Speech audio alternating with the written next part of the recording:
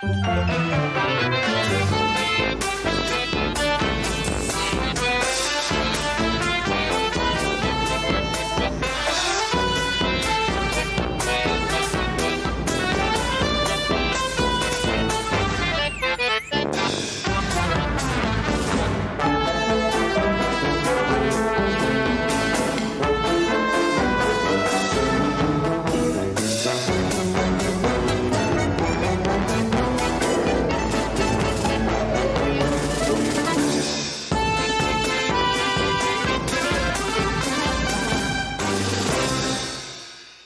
everyone, welcome to the Amateur Logic 2018 New Year's Eve live stream. I'm George.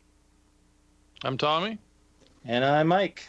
And we've got a show pulled together tonight, unlike any other that we've done, probably since 2 years ago when we did this. But and unlike one we'll do until next year about this time. If we do one, you know.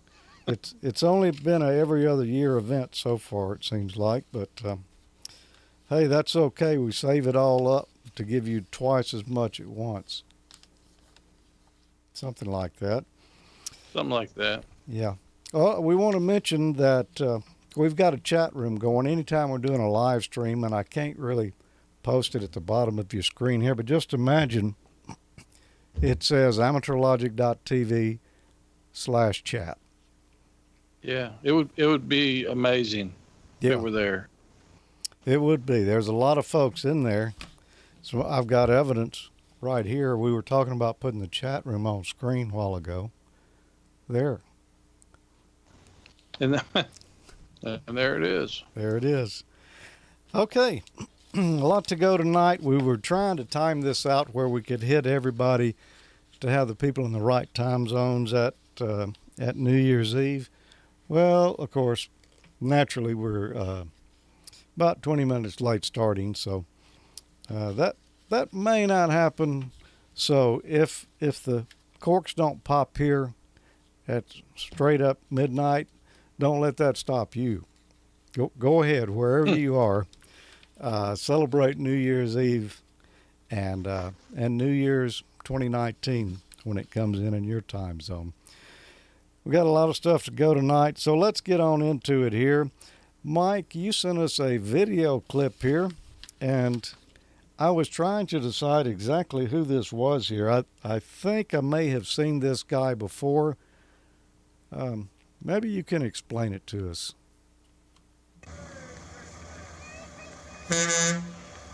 Who is that? I'm not really familiar.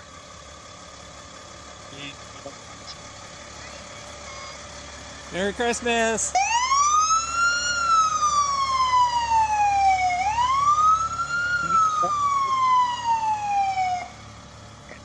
I had my suspicions about who that was, maybe doing a drive-by in front of my house. That's what it looked like to me. I thought it was Santa, but it looked more like Frosty the Snowman up there. What? Yeah, that's the unfortunate oversaturation of my cheap. I just shot that with my camera phone, and it got totally washed out. It almost looks like the Stay Puft Marshmallow Man from Ghostbusters up there on that fire engine. It did. Well, and I want to say the phrase of the night, coined by Glenn, just right now in the chat room. He said, "Hey, we didn't have anything else to do. That's why we're here." I guess you might say that. You did. You might say that. We could say the same thing. Yeah. Maybe so. But thanks for coming up with that, Glenn. You know, every now and then he hits the nail on the head, and I think he did tonight. He's a wise man. Yep. My email does approve of the cheap camera phone mic. He says he likes it. So, of course, you know, email doesn't like to spend money, so it explains that. Well, we've got a couple of emails and posts and things that we were going to cover tonight, and we don't want to tarry with them too long, but the first one here, let's see, I guess, Mike, we will look at the first one that you sent me there, and I guess you got my message about the one we couldn't include there, but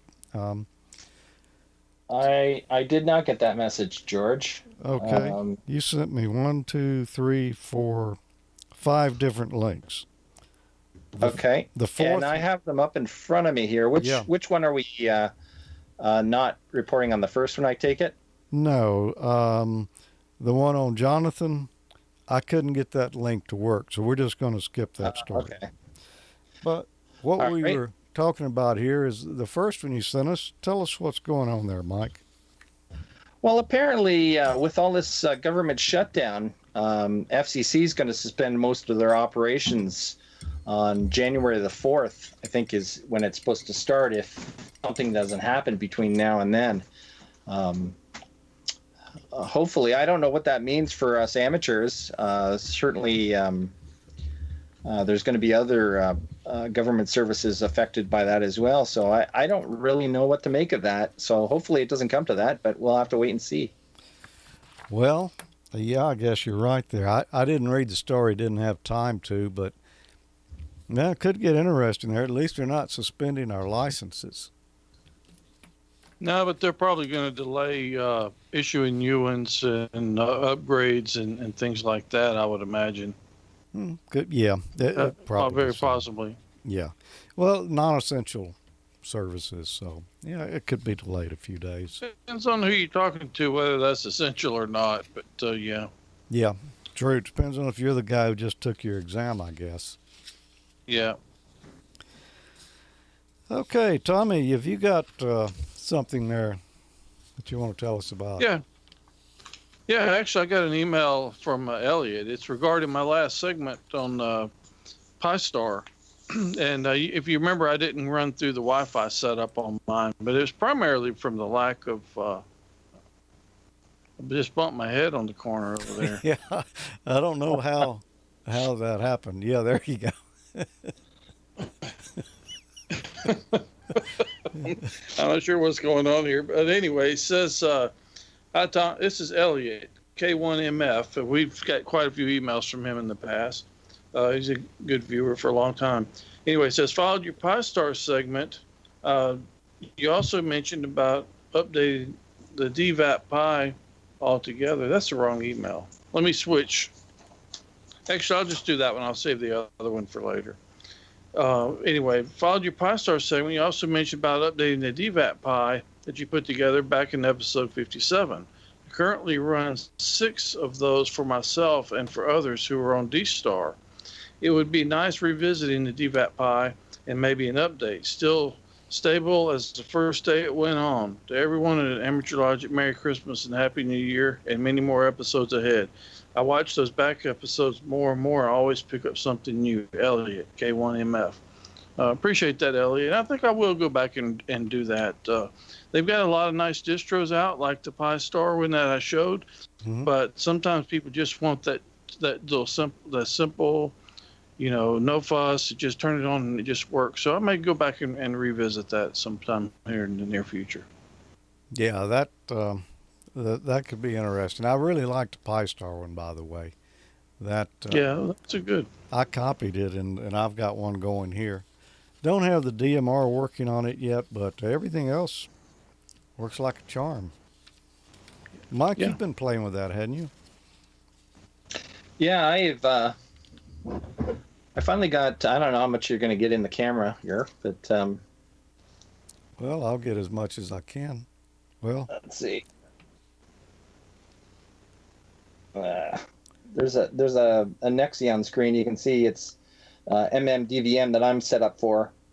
It's sitting on top of a Raspberry Pi 3, and then there's a Arduino Do with the ZUM board on it, which handles all of the audio, and the Do handles all the analog to digital and vice versa. But I've had that, like many other projects of mine, sitting on the shelf for a couple of years, and I decided, hey, I might as well dust it off and see what I can do now that Pi-Star is available. Is it working? Well, it needs to be connected up to some radios yet, but Pi-Star is up and running, and the dashboards are working, and I'm getting information from the gateway. So it should work once I connect the radios. Cool. Well, there's one thing I wanted to mention here.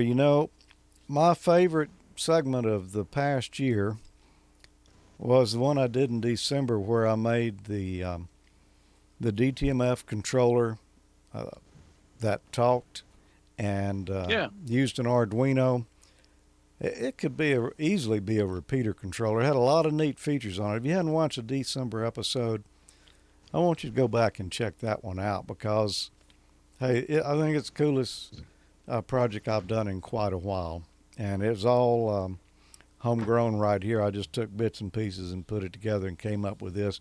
But if you're doing the Arduino stuff, you can modify this to do just almost anything you want it to. What I'm talking about is this right here, an Arduino Uno, a DTMF decoder, a couple of relays, a temperature sensor, a couple of resistors and capacitors and such. You hook that to a radio, and you can send DTMF commands, turn on and off the relays. The thing will talk back to you and confirm what you've done. It'll tell you the temperature. It'll tell you the voltage of your power supply. A lot of neat things. So go check that out if you haven't already.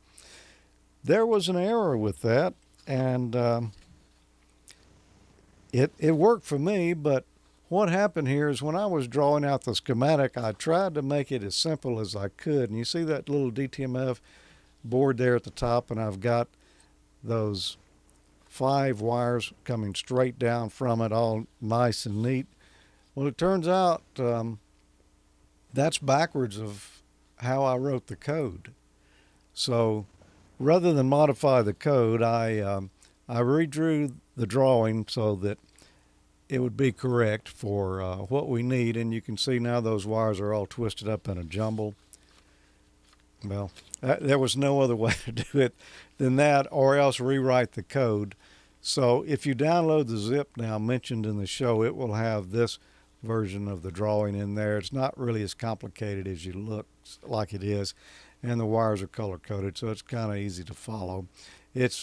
I would have had to take that board and turned it upside down and drew it to get the wires to go straight down. So there you go. It works fine. It's just a little change in the wiring, and I don't know that how many people have tried it and it didn't work for, but Mike Kerr is the one who discovered that, WA6ARA, and he gave us a heads up there. So there you go. I've just corrected the schematic, so just follow that. The code is the same. You could change it in the code if you'd already built something with the wiring the other way. It's not that difficult, but it just seemed easiest to change the drawing there. That's really cool. I don't think I've ever seen a DTMF decoder add on board for the Arduino before. You could use that with an Arduino, a Raspberry Pi, just about anything you wanted to. I built one of those using the discrete components and a DTMF decoder chip back in right after we got our licenses. That's a long time ago. Oh, yeah, that was like 91 or 92. And because I had a rig that I couldn't DTMF control otherwise. It didn't have that fully invented yet. At least it didn't work right on that rig. So I had to build my own, and it was a lot more complicated. It took a lot more parts, and this just was really simple to do right here for me. I have to admit, it worked pretty nice, though. Oh, it worked great. I'm going to do something else with it sooner or later. Well, Mike, this next, it's just a short video here that we've got, and I think this is something you stumbled across. You really like the half-speed theaters, don't you? Well, it seems to be a favorite of a lot of people in the chat room as well. But I'm not responsible for the content. I just work with what I've got. Okay. Well, let's see what you got. Anyway, I wasn't really quite sure what Cumberland rum butter is, but Nigel put a document in here with it, so I'm gonna go ahead and read that if you want to, right before we open it up and try it. Anyway, it says Cumberland rum butter. This authentic rum butter recipe, known as hard sauce. Uh-oh. It might be real rum. Did y'all open this before the show? I've got to drive home. Did you make it home? That's a classic. I bet you Nigel is laughing right now wherever he is. It looked like we had way more than rum butter before that. It does, doesn't it? and you know, the magic of that is all you had to do is take it and play it at half speed, and it like increases the alcohol content tremendously. Exponentially. Because we wasn't even drinking, you know. Just the rum butter was just that good. It was good. Yeah. That is so funny. I rendered those out for this thing, and we were laughing. I showed them to Sabrina, to my wife Sabrina, when after I rendered them, and we were just in tears over here. Yeah, it is pretty funny. I tell you what, we're going to jump past this next item here on our playlist because, well, we're just running a little too late to pull that in, and we have a special guest that's kind of in context with what we're just talking about right here. Let me see if I can get him in and get him centered up on the screen. Well, there he is. It is the man of the hour that we were just speaking with. I lost him. I moved him out of the way. There he is. Yeah. Hi, Nigel. You go. How you doing, There you Joe? go. Hey, How you doing? Nigel. And Tommy? I guess it's Happy New Year already over there. It is. I'm going to raise a glass. This you should have done at midnight, but they that- didn't do. Is your audio And I'm going to muted? say something in Scottish Gaelic. Or is Slangy it vibe something means to your good we health. don't hear you? Is it something I did wrong We here? can hear him. You can? Yeah. Okay. Slanjivar to you. Let me see To why your I good don't health. hear him. For 2019. Cheers.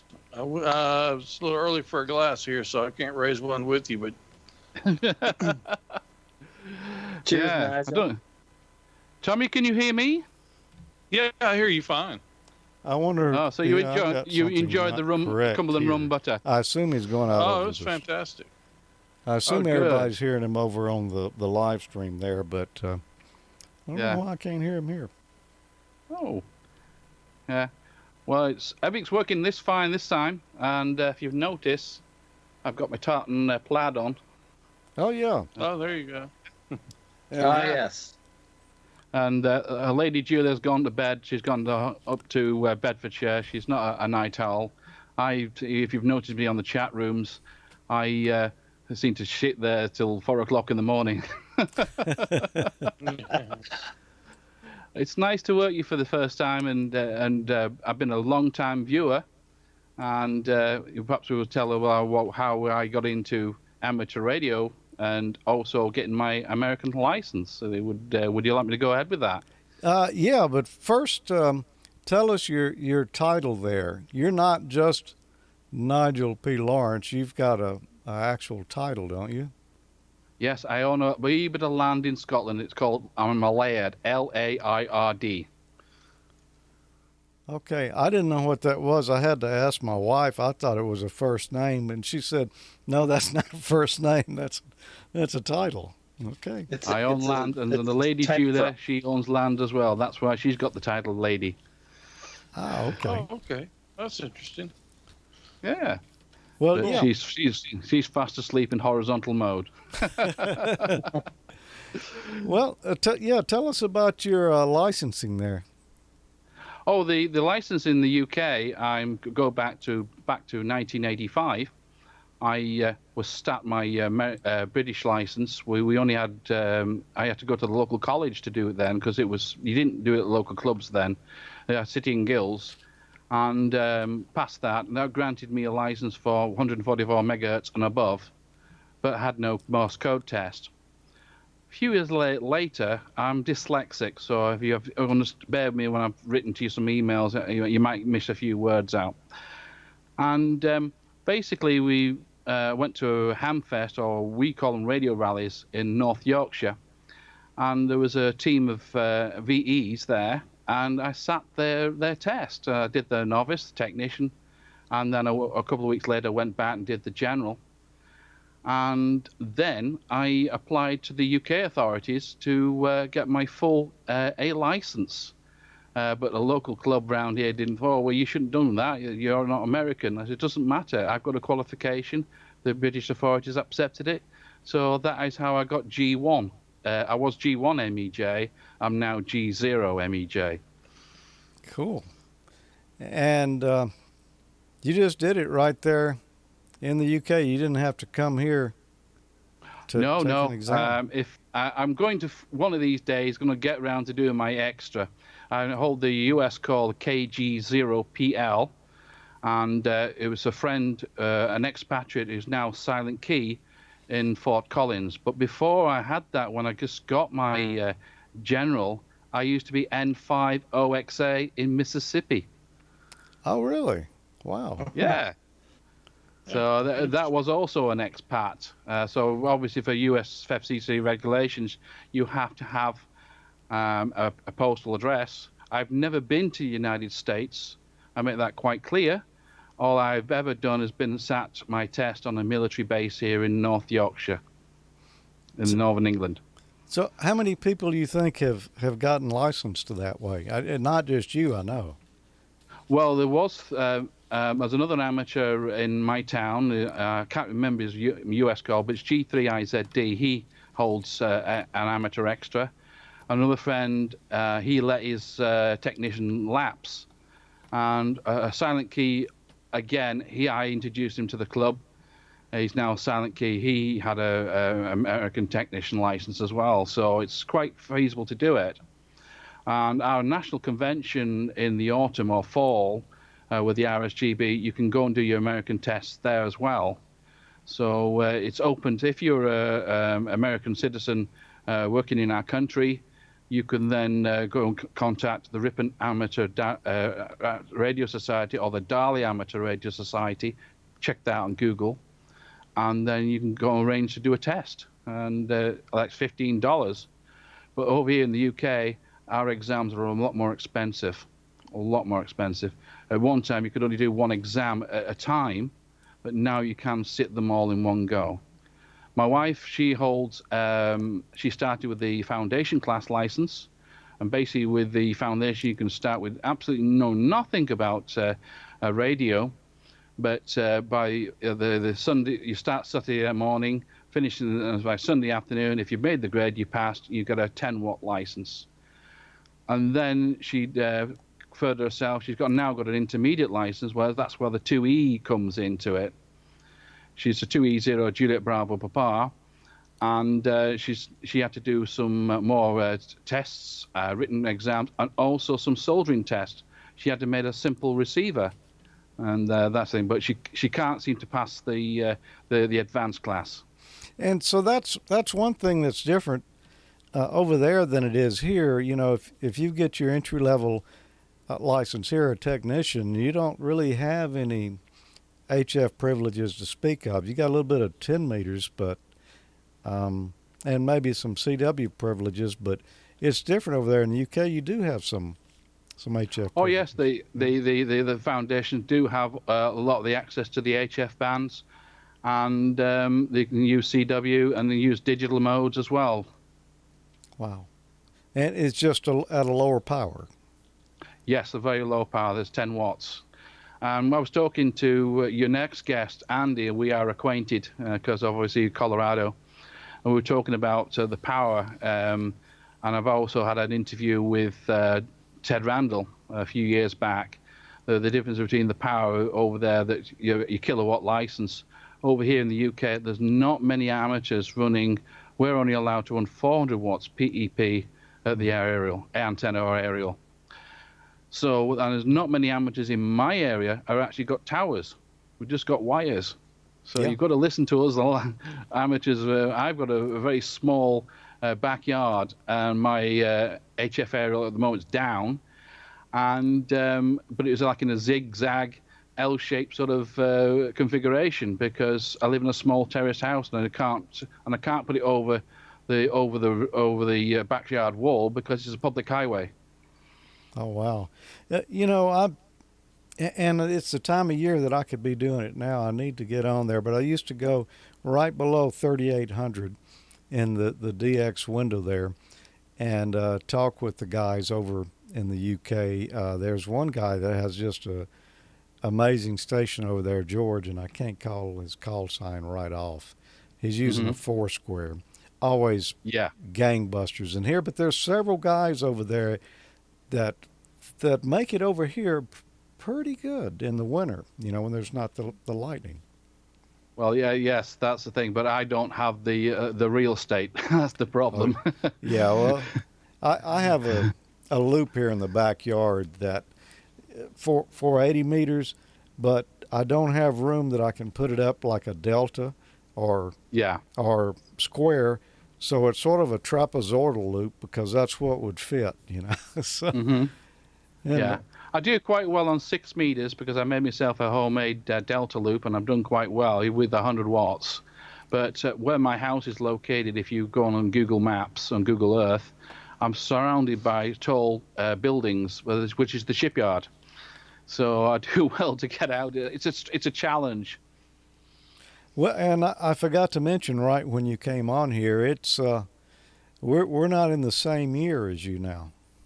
Oh, it's 1st of January here, and the local time is 03:49 hours GMT. So Happy New Year. Yeah. How is 2019 going to be? You're the first guy I've talked to that has actually experienced it. Well, normally I would normally be up in Scotland, celebrating, because Hogmanay is very much a big thing in Scotland, as you see if you've seen pictures on the TV with Edinburgh and Stirling. In fact, there's one place up in northeast Scotland called Stonehaven where they have fireballs on things, swinging them around, and I'd like to see that.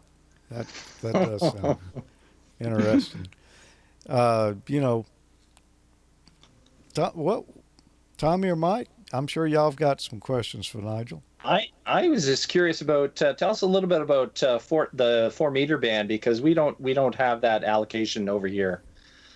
Yeah, well, the 4-meter band is allocated to Region 1, and the new radios like ICOM, the 7300 is now a standard kit. It's thing. But I've got a transverter. Before the major manufacturers have got on board, you only had to transvert, or you used a PMR converted, like public service radio, and convert it to FM. Years ago, a lot of the European countries weren't allocated it. They were still used for public broadcasting. I think it's still in the United States and Canada. I think it's still used for public broadcasting. It's an interesting band. It's kind of like 2 meters, but better. But when sporadic E comes about, it's like 6 meters. Nice. Oh, wow. But we also got a power limit of only 160 watts on there. We are restricted. We can't run 400. We're only allowed 20 DD. Is 400 your max for HF?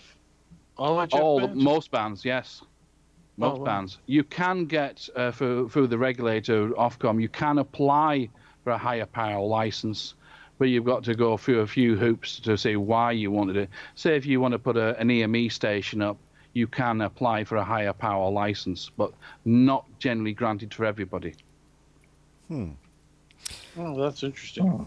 So this 1,500 watts here typically on most of the HF bands. What is it the same in Canada, Mike?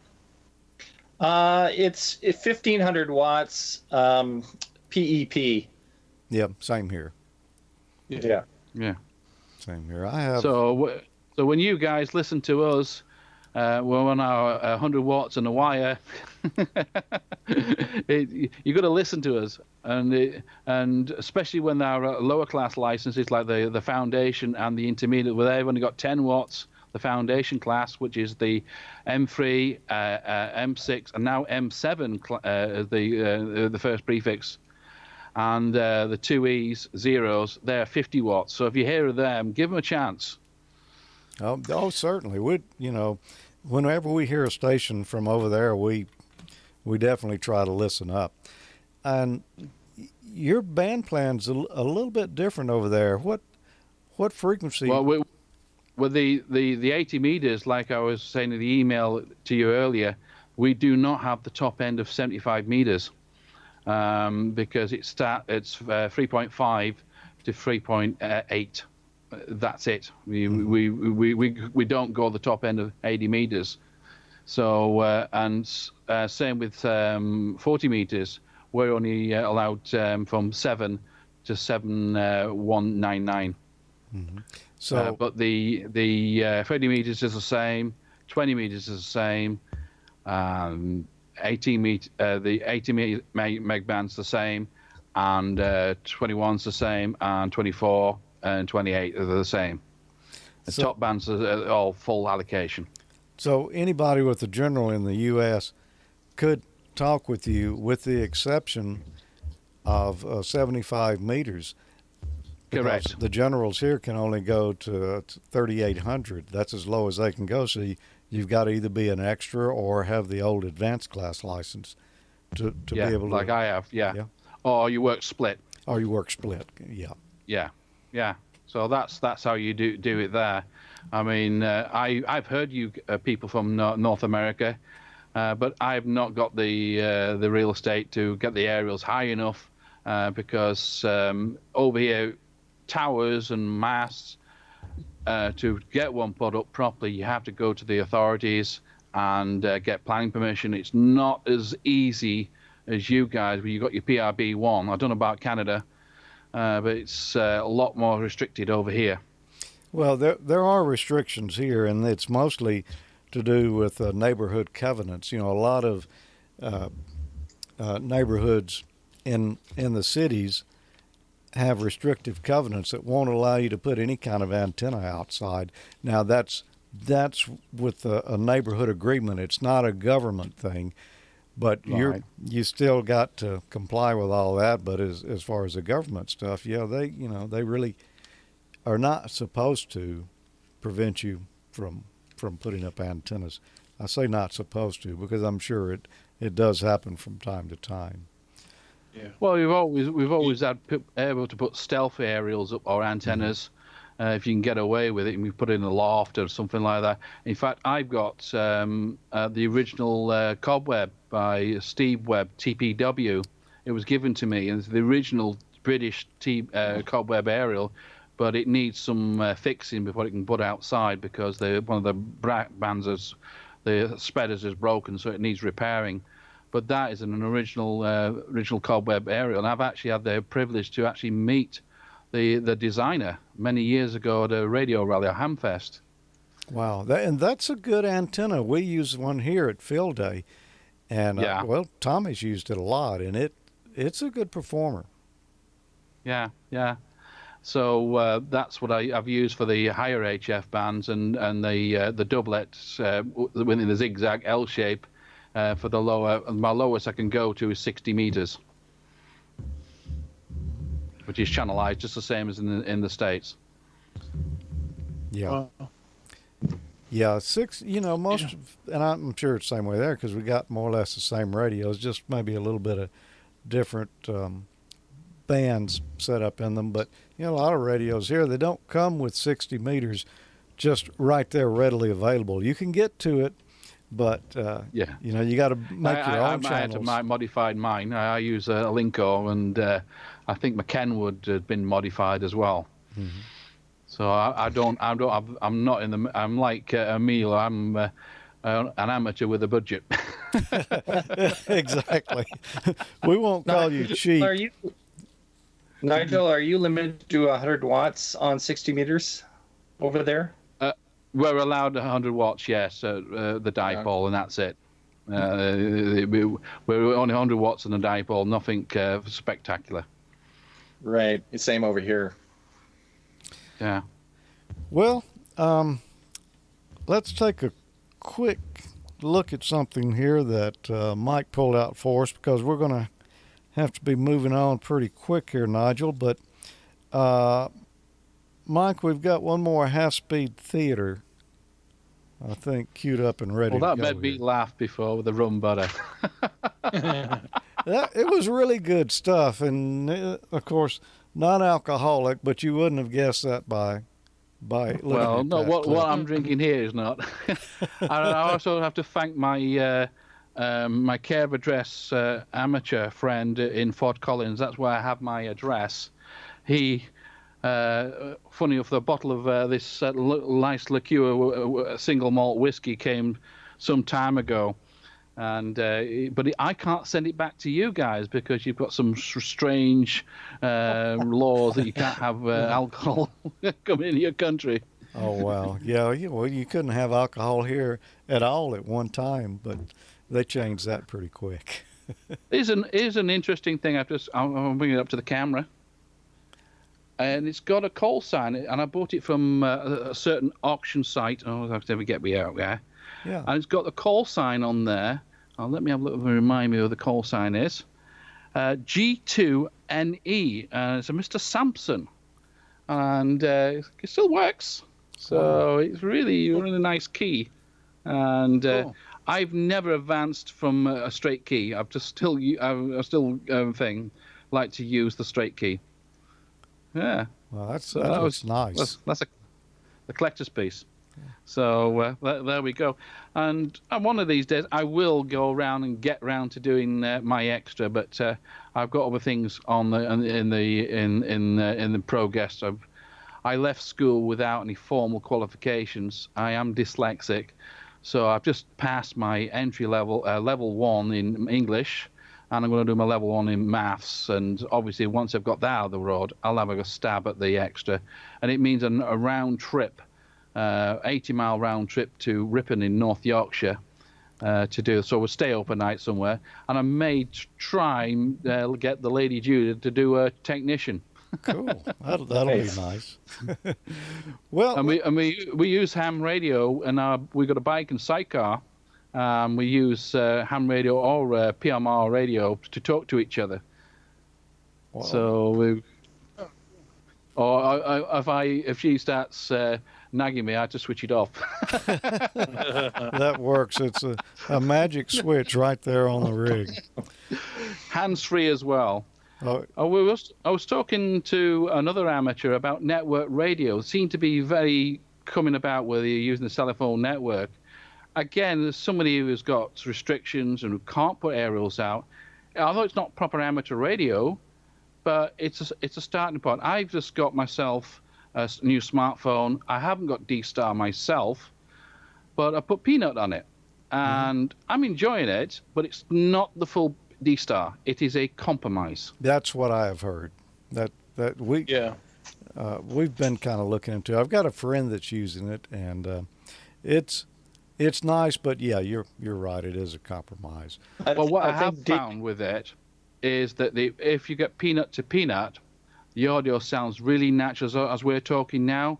But when you get from Peanut to RF, something come with a D-Star, it sounds like the RD-D2 sort of situation. Yeah. Well, you're working with the isn't limited. David doing the vocoding on that when it comes to Peanut? Yes. The PA7, is it LLIM? PA7 LIM. Yeah. Very clever guy. Yeah, he's working on it. It's a nice introduction to digital voice, though. If somebody wants to try it out, it's pretty cool. Well, as I said, I've got hearing problems, and if I can't hear it properly, that's what I have heard my friend doing D-Star remotely via Skype, and that's how I've done remotely. I've operated K0OJ's remote station, and I've operated on Fire Station, and he's given me a chance to go on D-Star, and I just have a difficulty listening to it when it sounds like R2-D2 or Star Wars characters. It does. It doesn't sound like analog. It's a little bit different. Well, Nigel, we want to thank you for being here with us tonight, and wish you a happy New Year. We're going to have to move on because we got. We're trying to keep loosely to a schedule so we can get everybody in for their New Year's celebration there, and we appreciate you staying up really late so that you could join us. I'd like to say hello to Amanda as well if she's listening. We have communicated by social media, but I've seen she's a very busy lass. So now she's seen me, she'll then may want to talk to me.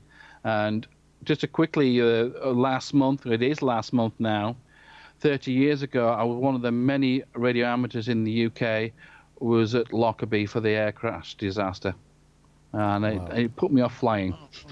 I could understand that, yeah. Yeah, wow. And I still spell the aviation fuel. In fact, Mike, I was listening to, when the disaster actually happened, I was listening to Radio Canada International live on my little Sony shortwave, but I didn't go until after the 26th or 27th of December. Wow. Well, thanks very much for the first interview with you. I really, if you want to do some more, I'm welcome to open for you. Oh, we'll be catching up with you again, Nigel, now that we know that we can do it and it all works out fine. So, well, incidentally, I'm not the only proprietary software I'm using is the voice over IP, but the actual computer is Linux. Oh, okay, cool. Very cool. That's I'm going to try Skype on Linux when I can get around to it. Yeah, might work better than what they've done to the Windows version of it. Well, yeah, I've heard a lot of bad repel, and also when I go on Echolink, I use Qtel. I think I sent you an email of the drifts about the bits about it, and there's also a server version which obviously I'd recommend a Raspberry Pi Plus 3.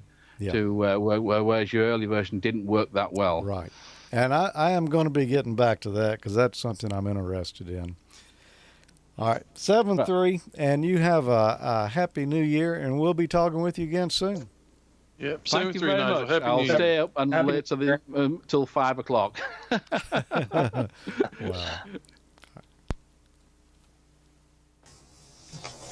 So that's interesting. All right, and actually is a recipe. The date. Make sure it's not from 1700. There's no date.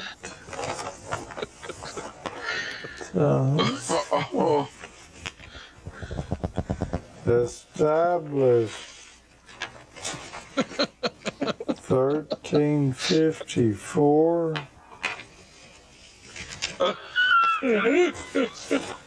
Wait. I'm sure it wasn't made 1354. Yeah, I'm just messing around. Yeah. I'm looking forward to trying it. Yeah, I am too. I'm thinking I brought the official Cumberland Rum Butter paper plate. Look out. And plastic. Work cracks me up every time. Fork.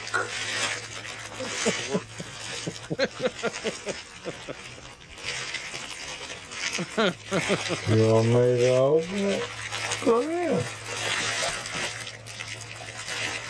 You know it's the right proof if it melts the fork.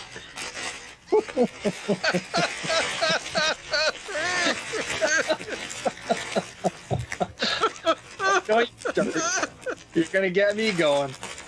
Am I gonna be able to drive home? I'm not sure. Okay.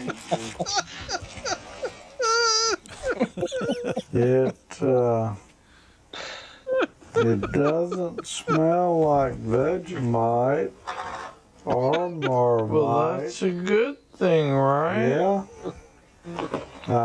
So I think we're ahead of the curve.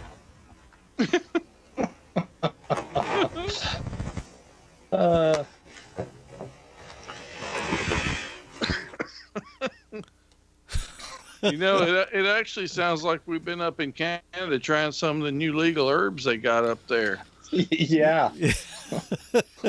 How has that worked out so far, Mike?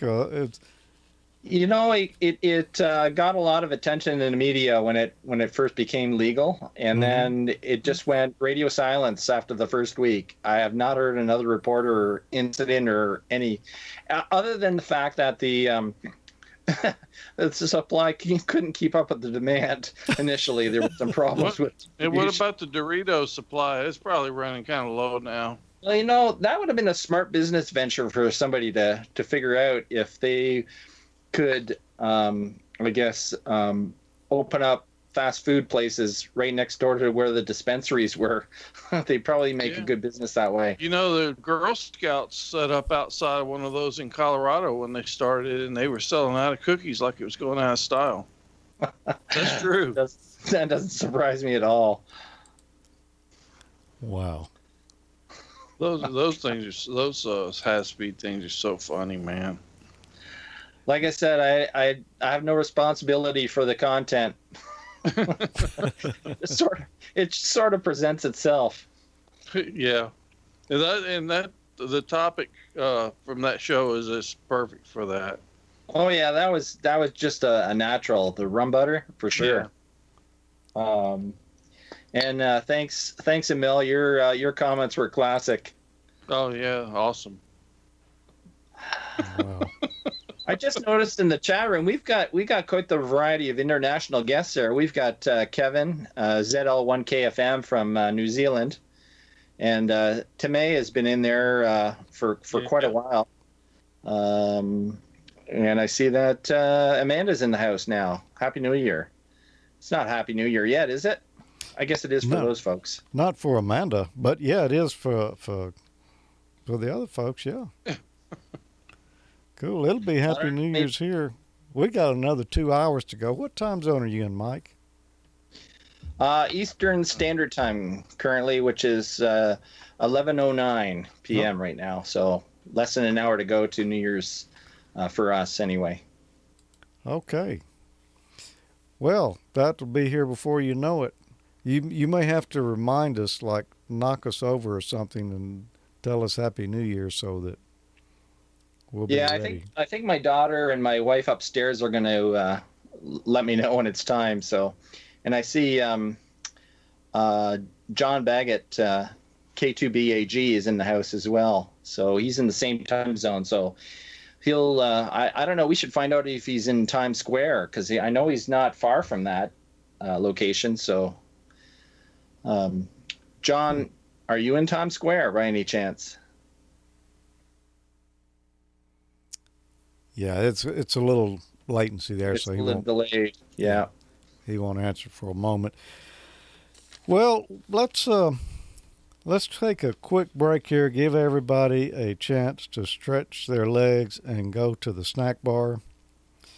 We've got a little video here. This is another project that, well, I did. When did I do this one? I don't even know that I have that information available. Yeah, I do. This was solving a problem that I had with the rig that a lot of people with this particular rig have. And I'm going to fess up right now. This project is still sitting on my workbench. I've never really completed it yet. But I had a fun time putting this together back in December of 2017. So, yeah, a year ago. Take a look at my heads-up display. This is the first HF rig that I ever owned. It's a Yaesu 857D, and I used it for several years, and it worked fine. Eventually, though, I upgraded to other rigs, and this one sat on the shelf for several years. I decided that I would put it in the pickup truck that I own. It's kind of an extra vehicle. I don't drive that much, and I thought I might as well put an HF rig in there. I've got it, and I did. Unfortunately, after a couple of years, it developed a little problem, and I understand this is common to these rigs. You see the lines in the display there? Well, that's not very good. It makes it difficult to read the frequencies and other information on there. And the S meter, is that S7 or is that S3 that we're looking at there?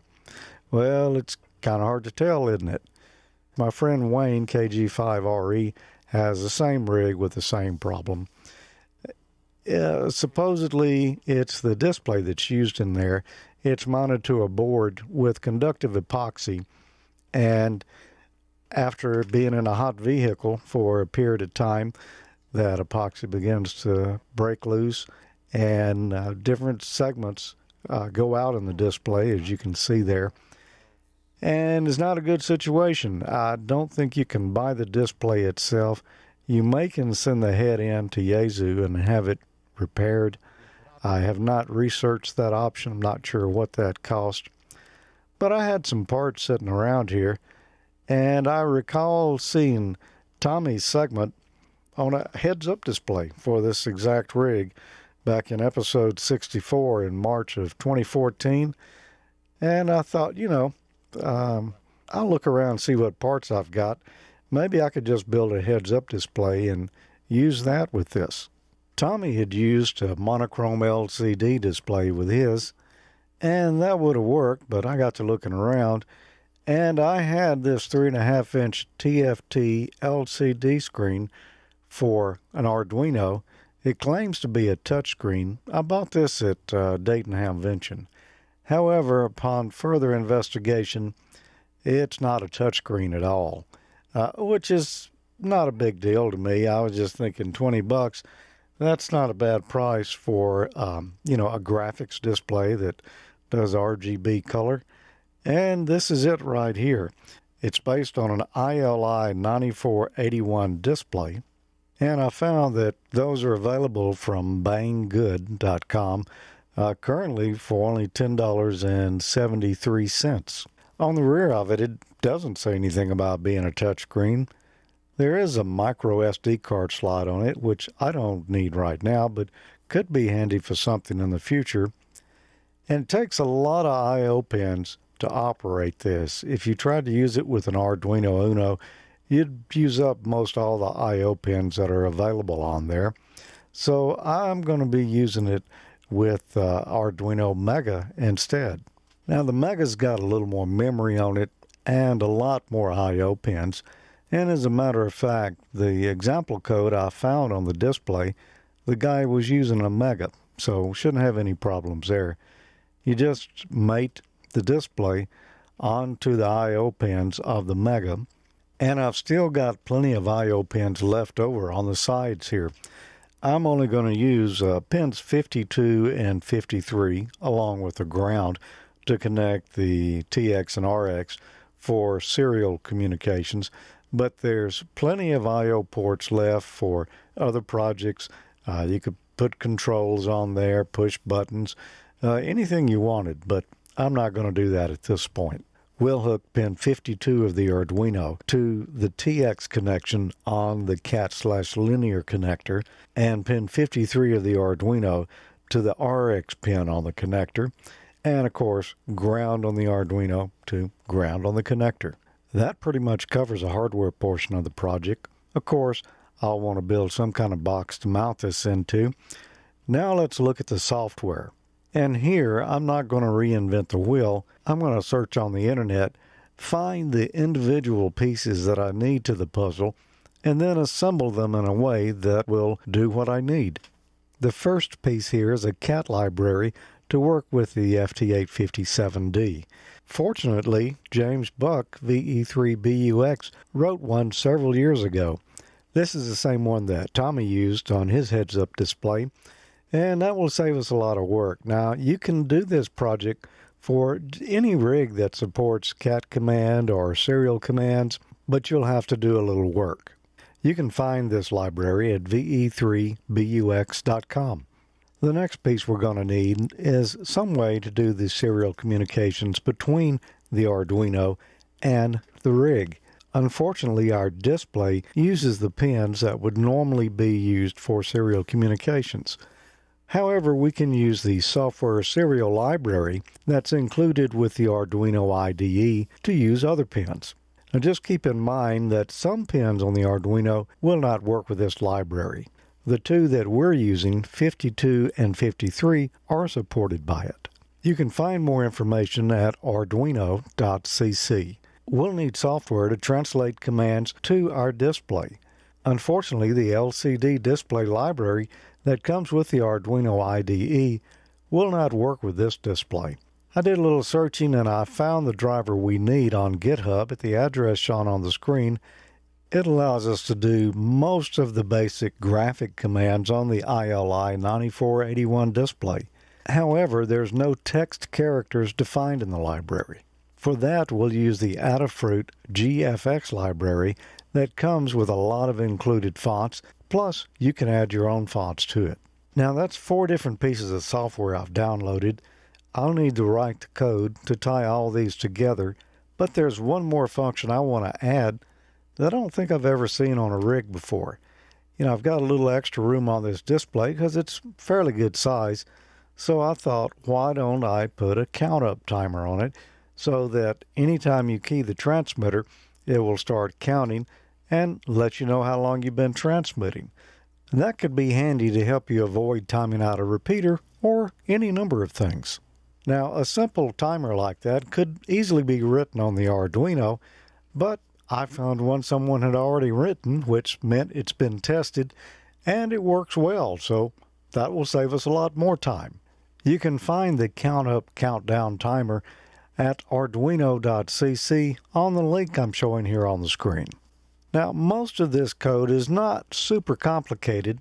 However, there's a good deal of it, more than we can cover here in this video. So I'm just going to give you a link here to the file where you can download the code and look at it yourself or actually use it in a project of your own. Well, let's see if this was worth all the effort. I could be looking at this on the display, and I might be able to guess what frequency I'm on, or I could be looking at this. Now the exposure's been turned down on the camera, so it's not quite as bright as it is in real life. It looks much better to the naked eye than it does through a camera. At the top there, I've got my call sign, my name, and then I'm displaying the mode, lower sideband, and RX for receive. And then I've got a big, nice display there to show me the frequency. And of course, I'm in megahertz. And down at the bottom, I've got the S units displayed as a numerical value and a bar graph that shows it as a graphic. When we begin transmitting, the indicator changes to TX, and the bar graph then displays power output. And it's a red bar there. The banding that you're seeing on it is not on the display. It's just an anomaly of the camera photographing it. And it's not actually calibrated to power output. It's just a rough approximation. In this case, we were transmitting with lower sideband, so you can see that modulation is affecting the power output. If we change modes to AM, then you'll notice it's a solid carrier there when we transmit. This is an inexpensive display, and it has a serial connection to the radio. If by chance the screen should become garbled, you can force it to redraw by just switching the radio to the packet mode. That way you don't have to power cycle the display in order to refresh the screen. Now here's a feature that I don't know that I've seen on a radio before. It's our count-up timer that keeps track of how long you've been keyed. When you get excited or enthusiastic about a subject, it's easy to talk longer than you realize. This should help you prevent timing out repeaters. This display is not as nice as I've seen on radios that, come with built-in color displays. However, it does help make this old radio a little more comfortable to operate, especially now that I can read the frequency again. As I mentioned earlier, you could build this project for any radio that has cat or serial commands on it. You could also expand it a lot with push buttons and such to give you a lot of different functions. It just depends on how much time you want to put into it. This project was a lot of fun to build, and I got a lot of enjoyment out of tinkering a little bit with the Arduino and putting that display to work. And the bonus is I can actually use this radio again.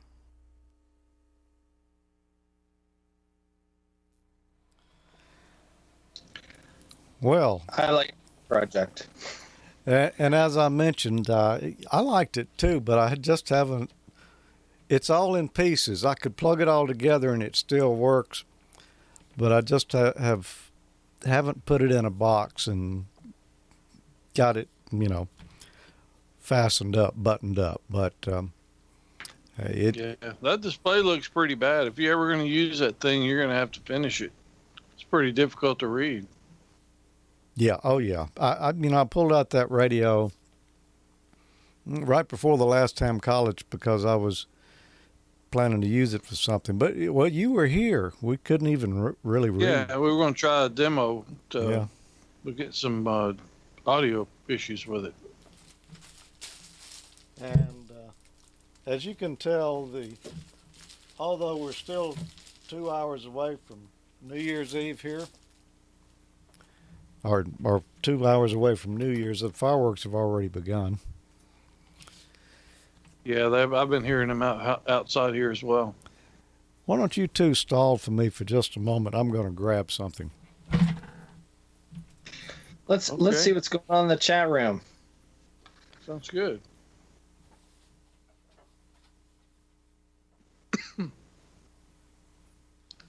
Looks No, I was just going to comment. Looks like a lot of folks are getting rain. It rained here this afternoon as well. Over, I guess, east.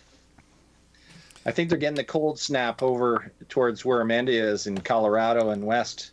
I saw a National Weather Service map, and they were showing that area to be colder than normal seasonal norm. Wow. Yeah, my buddy up in Nebraska was talking about how bad the wind chill was supposed to be tonight, like 30 below or something. That's Wow. unbelievable. Tell them to keep it over there. Yeah, no kidding. And we're wearing short sleeve shirts here. The way I like it. Yeah, me too. Well, Yeah, I can't tell you the temperature right now, but it's probably hovering around the freezing mark. It's comfortable here, but the furnace is cycling on and off about every 40 minutes or so. So it's cold outside, but not too cold. This is nothing. I think we're above norm this year. It's pretty frigid here. It's about 58 Fahrenheit. Wow. Well, I have pulled it out while we were talking. It's still on the bench. This is that project, and this is a speaker. You can find these external speakers at truck stops. It was. Yeah, the speaker that was in this cabinet, the voice coil opened up on it, so I had this nice cabinet and just happened to be the right size for that display, and Wow, and for the sure. Arduino Mega in there. And I got the bezel. I just, took the speaker out, tore the grill off. So there it is. I've actually started on it. I mean, it's probably, less than an hour's worth of work left to complete that. And there's a USB port if you need to reprogram it or something. So I just need to run the wires out the back and fasten this on where it doesn't fall off. And I've got it done, That's the project. I don't know why I haven't done it yet. You must not have wanted to use that radio. Well, I was just trying to conform with your and Mike's 2-year rule. That's generally my rule of thumb. Yeah. I got a box beside me that I started putting all my. I don't know. Can you see that? Yeah, it's transparent. Oh, incomplete. Yeah. Off the pan. That's where they go. That's where they've been sitting the last couple of years, most of them, or more. Wow. I took a photo while we were watching that last segment here. I'm just going to share real quick. You know, I said I've got 4 mice here and 4 keyboards and all this stuff going. This is what I'm looking at right now. Well, it looks familiar. It does to you. So if I see an extra monitor in there. Yeah, well, there's 2 extra monitors in there. That usually. Oh, it sure is. I see over to the right there. Yeah. So it can get a little bit confusing here. As a matter of fact, it's gone a lot smoother than I thought it would so far, which we were only 20 minutes late getting started. I don't see the champagne flutes. Where are they? Well, they're on the back wall, aren't they? Yeah, that's where they are. I do have that one glass there, though. You know, I've got this one. This is actually, it's got holly on it. It's Christmas patterns, but it's the only one that I could find big enough. I didn't think those little champagne flutes would be enough because it's going to really be a special year coming up, you know. So we'll pull that out here in a minute.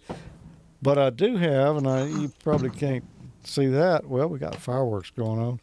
I have my DX Engineering coffee mug I've been drinking hot tea out of to get enough caffeine, and I've got my little mug warmer going here. You know, I bought this to use when I was doing surface mount projects to kind of heat the boards up. It really keeps your hot tea or coffee warm too.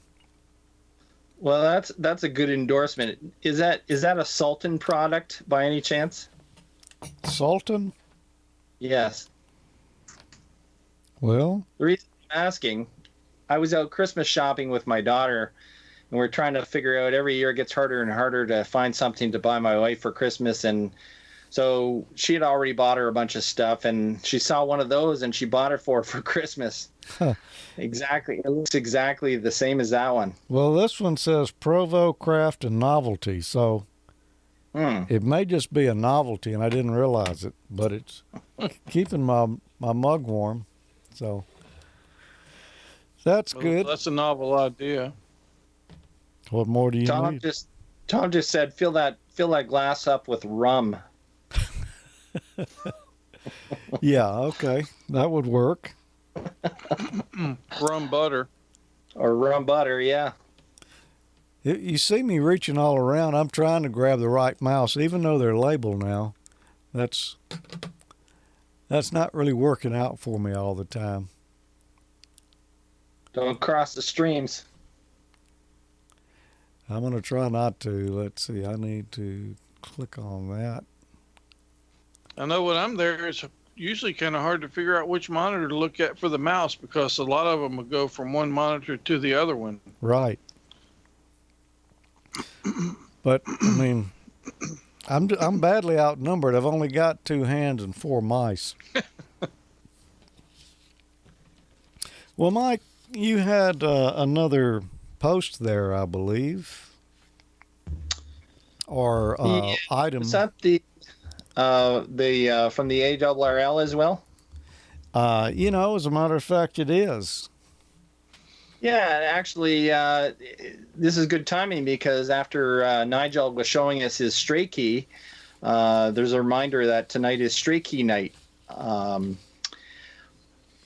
It's not a contest, it's just an annual event, apparently, that runs from 0 UTC to on January 1. But it doesn't say when it ends, so I guess it's last man standing. And it's very casual. It's basically just to get folks on the air and enjoy casual CW contacts, preferably using a straight key or a hand key or a semi-automatic bug. And you know, I think we've talked about that before. I was never a CW guy, but I seem to be getting more and more interested in bringing my code up to snuff, where I can actually have a halfway's decent conversation or a QSO on CW. But I just haven't dedicated the time to bring my CW skills or my more skills up to snuff yet. So, but it's something that I especially with the bands being what they are, it seems there's always CW contacts going on, even when the bands aren't all that great. Yeah, I'm not going to talk about my CW skills because I have none to talk about. So, I would actually like to learn it. I had memorized the code at one time, but I never was very good at reading it. Listening and copying it. mm-hmm. That's been years and years ago, though. I vaguely remember any of it. Yeah, well, I was going. But I to. would like to get to where I could use it. I could always send without any trouble. It was just receiving that was seemed to have trouble with. And when I got my license, Morse code was required to get your ticket. That's and that I struggled with that for probably a couple of years before I got it up to the 10 words a minute, which was what you had to do at the time, sending and receiving. Yeah, that's why I didn't get licensed as a teenager. I'd bought some study material and stuff, and my friend gave me his Smith Code course record, but he couldn't find the book to go with it. So, and I didn't have time. I was busy playing in bands and working at a radio station and chasing girls and such, and it was hard to buckle down and study the CW, with all those distractions. I know when I wrote at the, you had to go to the Department of Communications office, and they must have been on tapes because you being an audio guy, George, you probably know, I don't know what the correct terminology is, but it would actually, I would actually hear like what would be perceived as an echo. I'd actually hear the characters being sent before they actually were being output to the speaker. You could kind of pick it up faintly in the background, and it must have been picking up on the tape head in advance before it actually wound around to where the actual CW was recorded on the magnetic tape. It was really distracting. Wow. Well, we've got another guest here that's about to celebrate New Year's. I believe he's about to. I don't think it's happened yet, but something has happened with the Skype feed, and I'm seeing myself instead of seeing him. I can see he's there, but I don't know what's going on. Unless he's sharing his screen with me. Maybe that's what it is. That's what he was doing. So you almost slipped it in on me, Andy. Let me see if I can get you centered up here. There he is. The coffee. Oh, yeah. Yeah, I got a package from Andy in the mail today. Oh, you did? Yeah, I was going to tell you about it. I was waiting until tonight. A couple QSO cards and a pack of coffee. Cafe Loreno. I'm probably not saying that right. Yeah, it comes from up at Laris. Good stuff. Curl your toenails, remember? Yeah. I've never had my toenails curled before, so it's going to be a new experience. Well, get ready. Yeah. So, George, if you want your toenails curled too, I'll bring part of this over there. Split it with you. It doesn't sound. I don't know. I'm not a coffee drinker. I'll let you try it. Andy, That's what Tommy says. It's good to see you, boy. We hadn't seen you since Dayton. Dayton, it was it. Yeah, that was it. And Carmen, of course, and she did pass her test. Congratulations. Congratulations. QER. Congrats. Wow, and you've got a new call sign too. You changed your calls when you moved. Yeah, I changed from the KE0AYJ to KP4 Alpha November, and then on December 2nd, I maxed the test. I'm extra. Congratulations to you too. Yeah. Awesome. So, I'm assuming you're in the Atlantic time zone. It's not New Year's yet. Oh no, we're 20 or 36 minutes after. That's why I said I'd be gone for about 10 minutes or so. We were outside watching the fireworks and getting smooched on and everything else. So, yeah, we took part in the festivities here. It's like the 4th of July all over here. So we took part of that. and had a ball. And everybody's kicking back, relaxing, drinking the greenbag stuff, you know. So, how are things in Puerto Rico now? I know they've been recovering, and there's probably still a lot of work to do. But how are things coming along? It's actually coming along pretty good. A lot of the stuff has been done already. I'm assisting with the EMA offices and a lot of municipalities, the police departments, putting repeaters back together for them that have been damaged during the hurricane. Things like that, getting them to work together. It's a political arena here, trying to get everybody to work together. So we move around that and try to get cooperation from each of them. And it seems to be working now. People are talking to each other, and we're still working at it. We're going to get it done. Cool. So we've told the story before. You went there to assist in the recovery efforts, and you liked it so much, you got married and moved there. Well, I liked what was here so much that I got married and moved here. That's what it was. But it was good. It was good. I was the ham at the dam, and she's the dam engineer. Okay. Sounds like something right out of a National Lampoon movie. Well, that Valerie thought it up, so we just went with that one, and we stuck with it. Yeah, I wish we could have had Val with us tonight, but she couldn't make it tonight. She's a little rough around the edges sometimes, but she's all right. Evil sister that she is. I see Amanda's in there in the chat room. I see that, so hopefully she's hanging in there nice and tight. Oh yeah, we're going to have her and Jeff in here a little bit later. She's she's got a tracking number too, by the way. Oh, she does. Oh yeah, I promised her a package. She's a coffee nut like Tommy is, so we'll see what's going on. And Tommy says, I told Tommy to share with you, and he says, oh, he's a tea drinker. I said, yeah, his hairstyle sort of gave it away, so we knew.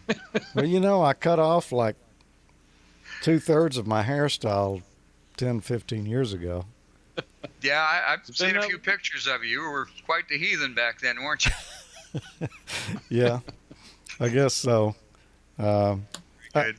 It got old, after 10 years. We all get old. I used to have a lot of brown hair, and it's white, but this happened about 30 years old. It happened. And I went white. Yeah. All my gray just slid down here.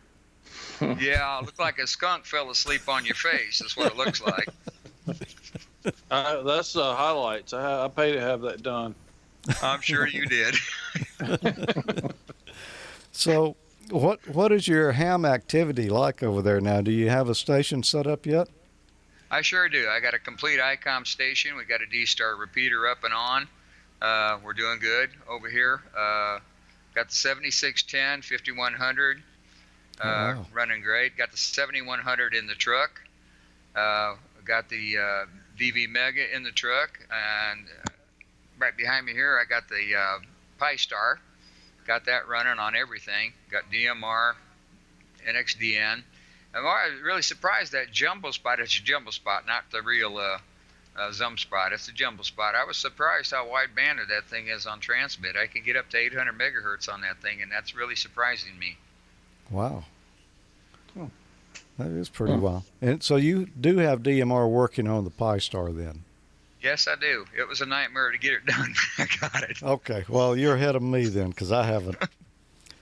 Yeah, don't go there. Keep what gray you have. Don't go there. I can only imagine. Well, Mike or Tommy, you got any questions for Andy and his bride? Just how's Arecibo doing? Arecibo's doing pretty good. That's a matter of fact. That's where I went and did my upgrade with Angel Vasquez. He met me there, and I did my upgrade there. It is working. There's still some modifications they're doing to the 400 megahertz system, getting that fully operational. They can operate in one direction only right now. They're changing the gimbal on it that will swing it to various locations, look at the other areas of the sky. It's coming along very well. All the surface is done. They're cleaning again, and it's a constant work in progress. There's a little bit of cement work to do at the visitor center, but real nice real nice job they're doing there. It's going to be fully operational in very short order. It's been taken over by, I think, the University of Florida now. So they're doing that, and Angel is still up there plugging away with probably the best antenna system in the world. Excellent. Thanks for that. You betcha. Yeah, that's cool. That's on my bucket list to see that one of these days. So it's a lot bigger than what you'd think in a picture. You walk up to the edge of the visitor center and you look down in there, and it is huge. It is huge. Yeah, I'd love to see it. So you had any more? I think last time when we talked to you in Dayton, you had you were talking about the snakes. I guess didn't you grab a snake instead of the cable? Yeah, I stepped on it up at the dam. I stepped on it. I wasn't thinking about it because NVIS operation, where I had the antenna, it came right off the edge of the balcony and hooked up to the dipole, which was roughly 4 feet off the ground. You know, and if I would have thought about it, I would have known it was you hear the fireworks going off. You would have known that it was wrong of me to think that it was coax. And I just looked at it, not giving a second thought, stepped right on it, and he nailed me right on my big toe. Wow. Not too bad. Yeah. Not too bad. That's pretty wild. I won't tell my wife about that part if we ever get down there on vacation. She's not a huge fan of them. Yeah, where's that? We had iguanas in the yard the other day. The dogs went crazy at them. Didn't know what to think of them. First time they've ever seen an iguana that was 4 foot long. But we had them in the yard. We got them in the trees out back. And you're talking about boas. I removed a family of boas off the north side here, or the south side of the house area here. Had babies and the mama. So we got rid of all the babies and one of the larger snakes. Wow. Got rid of that up towards the lake, Guataka Lake. And we're keeping the big one around because they hold the mice down. We don't really have mice. We have large mice. Large mice. So it takes care of them, keeps them out of here. And the dogs keep the cats away. So it all works out fairly well. Cool. Hey, what's the call sign of your repeater? Do you know it right offhand? Well, we put in for a club call sign, right? It's my call sign, KP4 Alpha November. So 447 500, 442 500. It's in Aguadilla, Isabella Aguadilla. And it's on, I believe you'll see it on a repeater book and radio reference, I think. Might be in a few of the others out there. But we're waiting on the club call sign. And of course, with the government shutdown, we have to wait for our turn on that for our club. We got the Western Puerto Rico D-Star group is the club, and it's coming along. Got 17 members in there, and we're not funded. We don't take dues or anything. We just repair it on our own and keep it running and things like that. So it works pretty good for us. Cool. I'm gonna see if I can connect to it after a while or tomorrow or something. I don't have a reflector up. Up yet. I've got the G3 software. I've got the computer all set up. We're having trouble with internet, and I'm surprised. I'm plugged directly into a T1 right now. All right, and that was the only way I could guarantee bandwidth. And it seems sort of glitchy. I look at it and I see the glitching going on with it and drop packets. But up there at the site where it's at, I'm on a 210-foot tower. So we got quite a bit of coverage with 20 watts, and I did knock it down. I had to put an extra band reject can in there and tune that up. They weren't creating interference with me so much as they were the normal background noise from microwave that I was getting in there. It sounded like bagpipes almost on the audio side, but it was enough to wipe out the sensitivity. So I did a band reject on that, and worked out pretty good. And it's got pretty good coverage area right now, about 40 miles, and which is pretty good for a D-Star. Well, cool. If you get the gateway up, let me know, and I'll try to hook up to it sometime. Holler. Yeah, well, we get the gateway running. I've got the CentOS 7 all set up, ready to go. Got G3 loaded. I've got IRCDB running in the background. Waiting for the call sign for the FCC, like I said, and plug that in and get a solid internet connection where we have more uptime than well, we got about 87% downtime right now, and that's not going to work. Oh, right. So As soon as we get up, once we'll you have get a straight down, reflector I'm sure going. I'll holler at you on it sometime. Sure, you bet. You bet. I'm always plugged in on reflector 30 Charlie also. 30 Yeah. Charlie, XRF 002 Alpha. I'm all over the place, really. So, how is the internet service on the island now? Well, it seems to me like there's a backbone issue. Everything funnels into it. All these cell systems, that use internet funnel into that also. Some of it is backhauled over satellite, but you can tell when you're on the satellite because of the delay that goes on with the packet loss and stuff. The backbone is fiber, goes into Atlanta and Fort Lauderdale, I believe it is. There's 2 access points there. But all the hotspot, if you will, Wi-Fi connections on your cell phone system go through that very same backbone. So when the cell phone gets glitchy, your internet gets glitchy. And when it goes down island-wide. But I'm in a particular bad area because some of the intercept points where the cross connects take place on the fiber box and the MUX boxes must get some water in it, moisture into it, whatever, and it glitches out on us, and then we're out of water, if you want to put it that way. Out of water. Wow. Well, was it better prior to the hurricane, or is it just that's as developed as it's gotten so far? Actually, this is an improvement, they said. Oh. I can't imagine. Oh, I wow. can't imagine it being that bad, but they said this was an improvement the way it's done. I've got a mesh network running because I couldn't depend on the internet to keep everybody tied together on the municipality and EMA frequencies. So I set up a mesh network on the commercial frequencies with them being licensed on them. Got that going, and then we're starting to put the island all back together with that. Now, the good thing is if you got a handheld, you can talk all over the island with your 2-meter handheld. You can talk to U.S. Virgin Islands on your handheld. Everything is linked together. Everything. Wow. So everything's covered. And you think of it this way: it's a very, very small island. We got over 4,000 ham radio operators here. Oh, wow. Did that number nice. increase in the last year?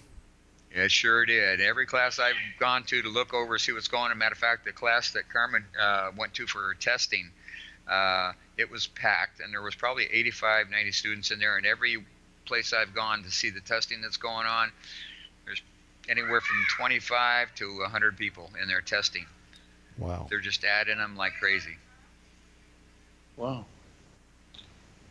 I guess being in a storm-prone area like that, I guess they finally see the value in that. Yeah, they sure did. And I hear about it all the time. A lot of people are familiar with me now here on the island, of course, being with Aries and things like that. And the local area, they know me very well. The state police know me very well, not because I did anything bad, of course, but because of the radio stuff. We've been helping them, assisting them, and they know where to come for help. The plus is I've got 2 canines, and canines over here are very, very expensive. So they come to me for that too. So I take the canines and help them find people and drugs and things like that. So it's working out fairly good. Wow. Awesome. That Sounds like you found a nice fit, Andy. It's working out very well. I can't complain. And you can see I got the vehicle back here. Yeah. This is the garage back here. Gotta learn how to turn my fingers. This is the garage back here. All right, Zum Spot's right directly behind me over there on the windowsill. Okay. But everything works great here, and I can't complain. I really can't complain. I like the 80-degree weather, and I'm sorry you guys are having snow. Ha ha ha. I'm really sorry you guys are having snow. not us, maybe Mike, but we. Yeah, Mike might have it up there in the VE land. I know that. Been up there a few times. We used to call it the 50. When I lived in Alaska, we used to call Canada the 51st state. We were going to sell Texas and buy Canada. That's what we were going to do. Awesome. Well, appreciate the coffee. I'll make some tomorrow morning, and I'll let you know how it worked out. If the toenails survived. Yeah, I make it a heaping tablespoon for every cup, and 2 cups, and I'm good for a day. Of course, it makes you talk real fast. So. Yeah. Well, after the half-speed theater stuff, I probably need some of that. There you go. Yeah, I was talking with Nigel earlier today on Skype before the show and everything. I was talking to him. He calls me quite a bit on Skype. I'm very, very familiar with him. He says, "Did you see my rum butter commercial?" I said, "I have my own rum butter." And they pulled out the Vegemite stuff. I'm going, no, I'm not tasting anything that tastes like earwax. It's not entering my mouth, so it's not happening. That's a good comparison. Actually, the rum butter he sent some to us, and it's actually really good. It tastes like kind of like butterscotch. Yeah, it is good. It's just the taste buds just don't agree with it for butterscotch, like you say. I could eat that, but the Vegemite and Marmite, no, ain't happening. Yeah, No. those don't work for me. But the rum butter, I could get some more of that. I actually considered ordering some. It was really good. Good stuff. You probably wouldn't like the burritos either that we tried, that Andy sent us. Or not Andy, you didn't send them to no, us. that was Arnie. Arnie sent them. Arnie sent you those, yeah. Yeah.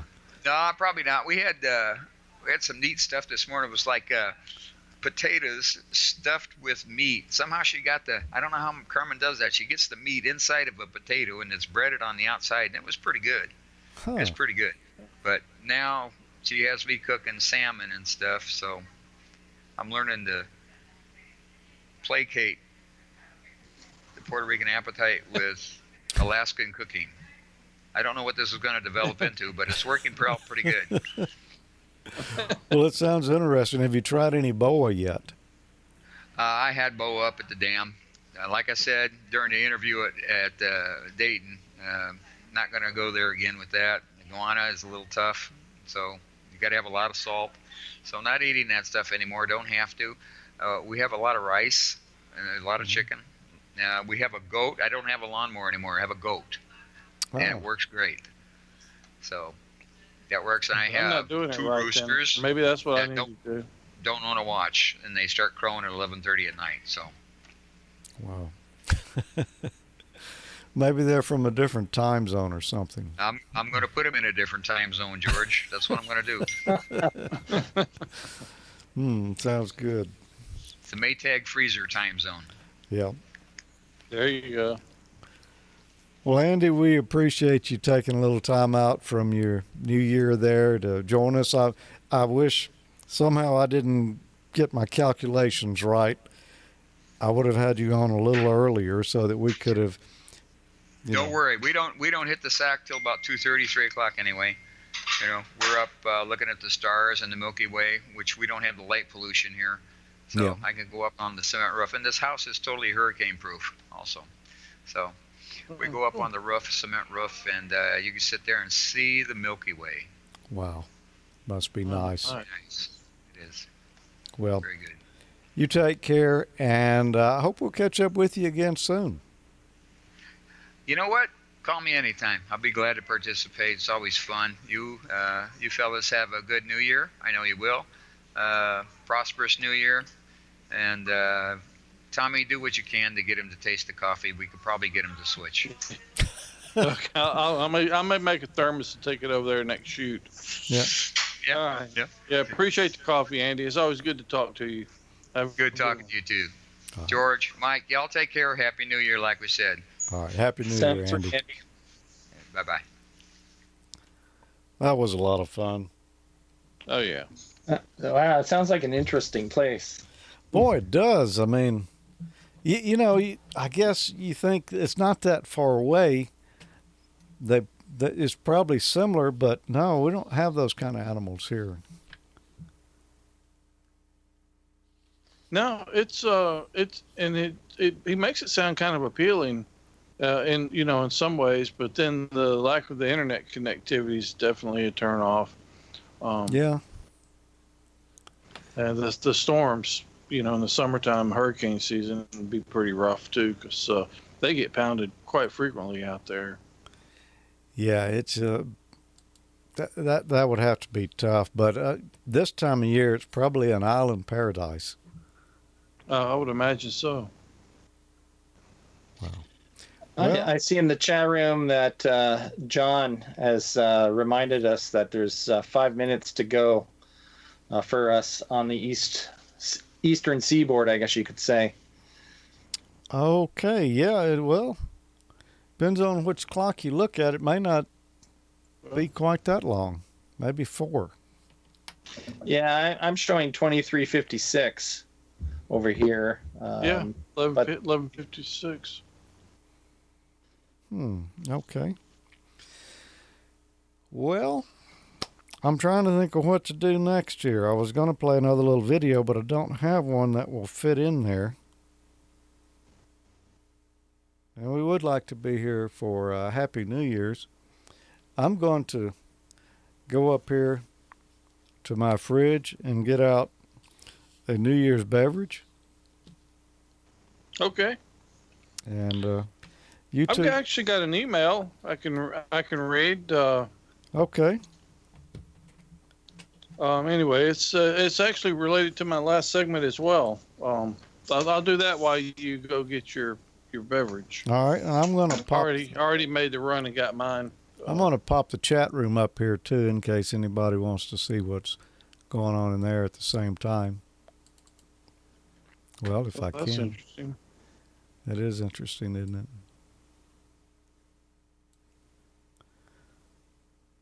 Sometimes Well, the stuff. You can make it full screen if you want. That'd be fine. Well, I'm not sure. Maybe I can.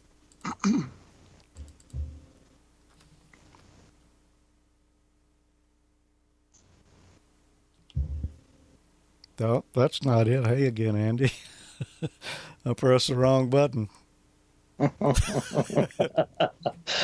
All right, go ahead with your email there, Tommy. Okay. Anyway, this one's from Raymond, KB8ILD. He says, hi, Tommy. I just watched the Christmas special and noticed that you didn't know about the Wi-Fi builder page on pistar.uk. I didn't know about the page. I've added the link below. Once you go to the page, put your SSID or your Wi-Fi name and your password in, click the button where you entered the SSID and password, and the page will present you with the file to download. Copy the downloaded file to the boot partition of your SD card, and then put the SD card in the Pi.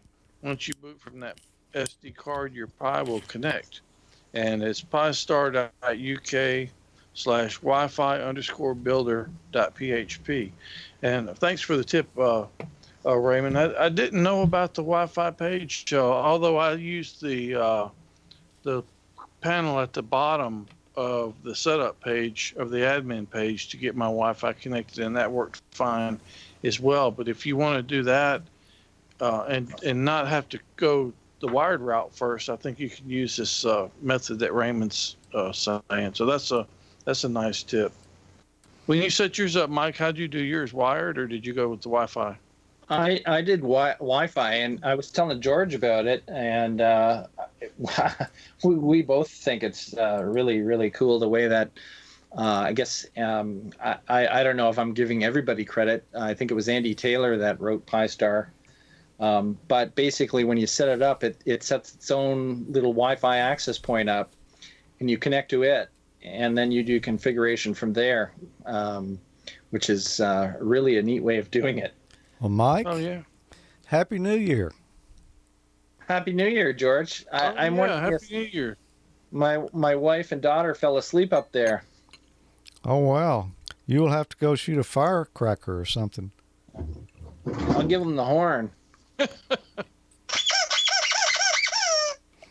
I bought this and I put it in the freezer for about 3 hours because it was hot and I wanted it chilled. I think it's a little too chilled. It might be thawed out by the time our New Year rolls around. Maybe so. You're about a minute and a half too late. Happy 2019 to you folks in the, what time zone is it? Atlantic? Eastern time. Eastern, yes. That's why I got. Happy New Year. That's why I got Andy's wrong. I saw that in your schedule, George, and I was wondering, well, did he say Atlantic and really meant Eastern? Well, No, he said Atlantic, and I thought Eastern, but I looked at a map and I said, that's not right. But apparently so. Yeah, he's sitting over there shaking his head at me right now because yeah, it didn't really work out. Well, sorry. I think he still had a good time there. Well, let's see. It must get pretty confusing for the folks over on the Rock, as they call it, Newfoundland, where there's a half an hour time change for them, in addition to the regular ones. Wow. I want to go there as well. We've talked about flying up to Maine and then driving the rest of the way up there to actually to Nova Scotia, really. Yeah, you should definitely if you're going that far, you might as well go out to even the Prince Edward Island or PEI. There's a bridge across there now. Before it was all ferry they had to do to get over there, but the Confederation Bridge lets you drive across now. Oh, it's kind of a neat trick. It's free to go over, but they charge you coming back. Well, Mike, expensive to come back. Yeah. I can remember when I first opened. My cousin took a trip out there with his family, and he had, I don't know whether it was a 28-foot travel trailer he was pulling behind his Ford Expedition, and or actually it was an excursion. I think he told me they do it by length, sort of like the way they do it when you take a ferry across. And I think he said it cost him it was either somewhere between $200 and $300. Oh wow, that's quite the toll. Wow. Well, Mike, I want to ask you the question of the night. How does 2019 feel like so far? Exactly like 2018 did, only a little older. Okay. And as we were thinking about, as Andy was on there, and I think there was a comment about footage, and I'm thinking to myself, oh boy, we're gonna have more footage for Half Speed Theater for next year. It's just self perpetuating, I guess.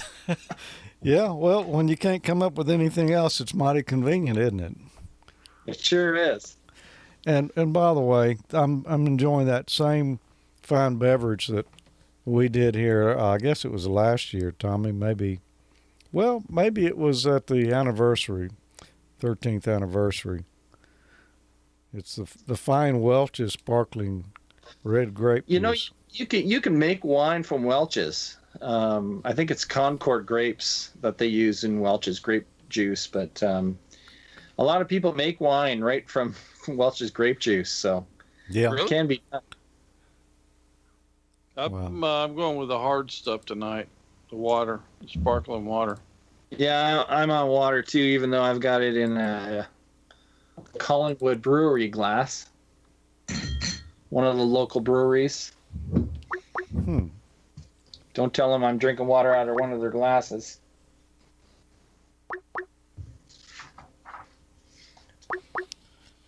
Okay. I'm looking at the schedule. We got quite a ways to go yet. Yeah. You're going to be wanting to break out that coffee, I think. Yeah, maybe so. I'm may have to take a picture of the feet after the toenails get curled. I don't know that I've actually ever seen that, but it doesn't seem like a good thing. Although I do like a good strong cup of coffee, though. Let's see. I was going to try Might make it email. hard for the shoes to get on. Email is trying to call from his phone, but I don't have his phone added in here. Let me see if I can add him over there. I don't. It's the same account, isn't it? No, it's a different one. Oh, he's got a different one. Yeah, I noticed he dropped off the chat room a while ago, so I wasn't sure if he had to go or.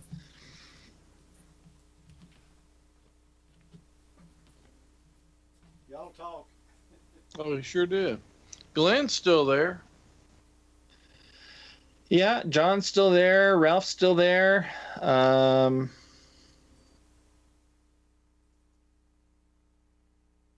Yeah, well, Glenn can reach him on the radio most of the time. We, he had forgotten we shot on Saturday night instead of Friday one time, and it slipped his mind because it's a different schedule. And we kept calling, he never did answer, but Glenn actually got him on the radio. I remember that. I even called on D-Star. He didn't answer. Yeah. Yeah. He's... Kevin's still with us. Hi, Kevin. K4IVE. Kevin's in the chat. Kevin. Cool. Okay, I don't know how this is going to work. Maybe it will. Maybe. I don't know. Never know. Look who I found. There he is. Oops. We lost him. He's in the shack. He's on the move. Yeah, I think. Can y'all somewhat say something again, Emile? Okay. Can you hear me now? Emile, you got to stop buying those cell phones from the dollar store. You got to spend a little bit more money on those things, buddy. But can't live up to the cheap old man name if I do that, Mike. Can y'all hear him? Kind of. It's not real loud. No. Make it out. It's a Heil mic and he's off axis. Yeah, he's out of phase. Oh, he went inverted on us there for a minute. Jeez, Emile, there's folks here that probably had a few drinks, so they don't need to be looking at that. Hold on.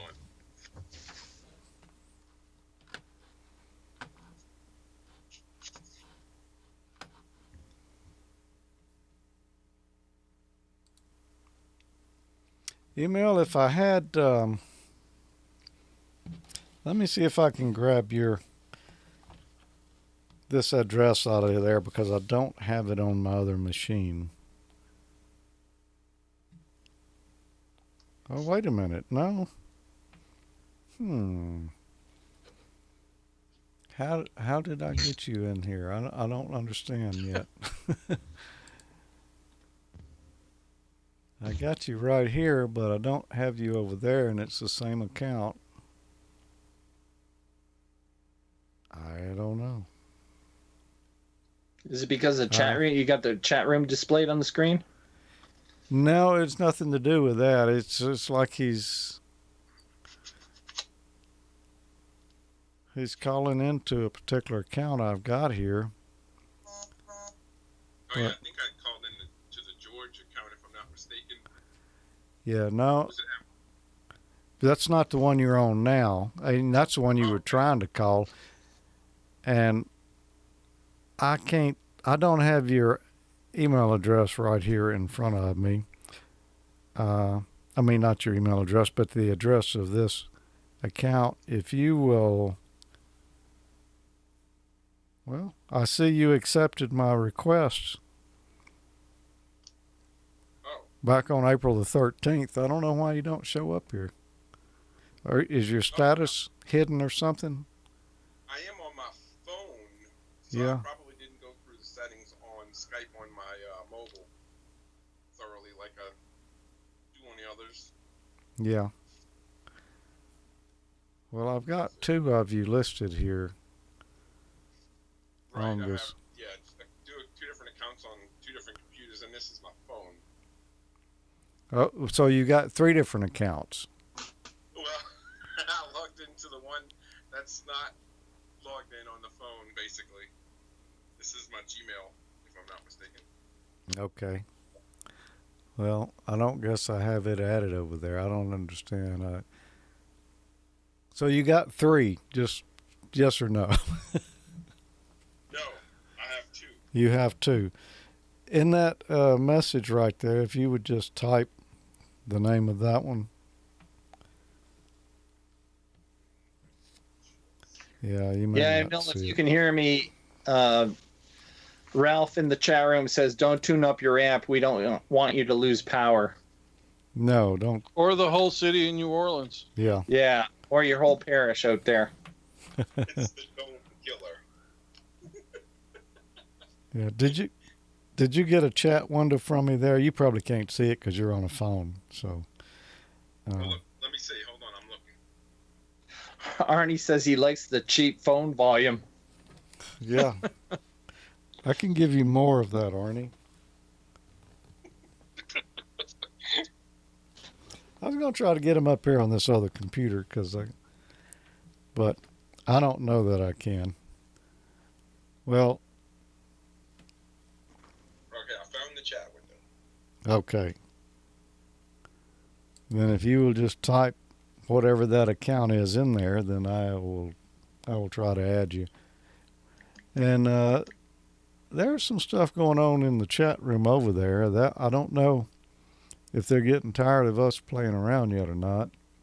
But like Glenn said earlier, they didn't have anything else to do. That's why they're here.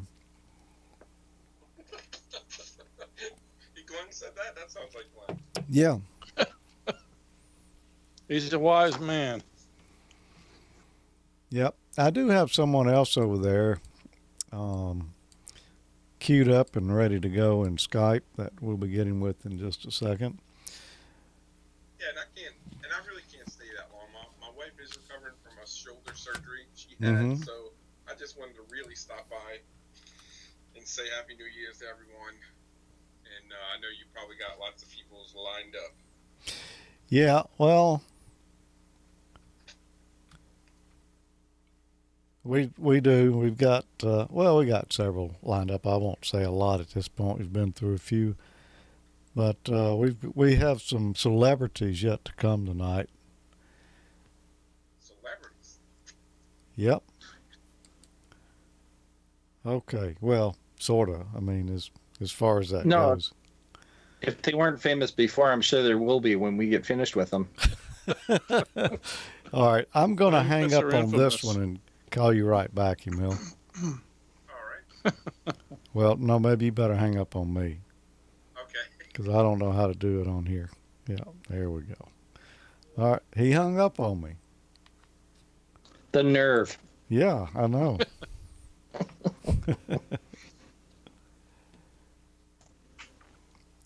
And he should be joining in here. And Dan knows what to do when two people comes in, because look who's here. We've got...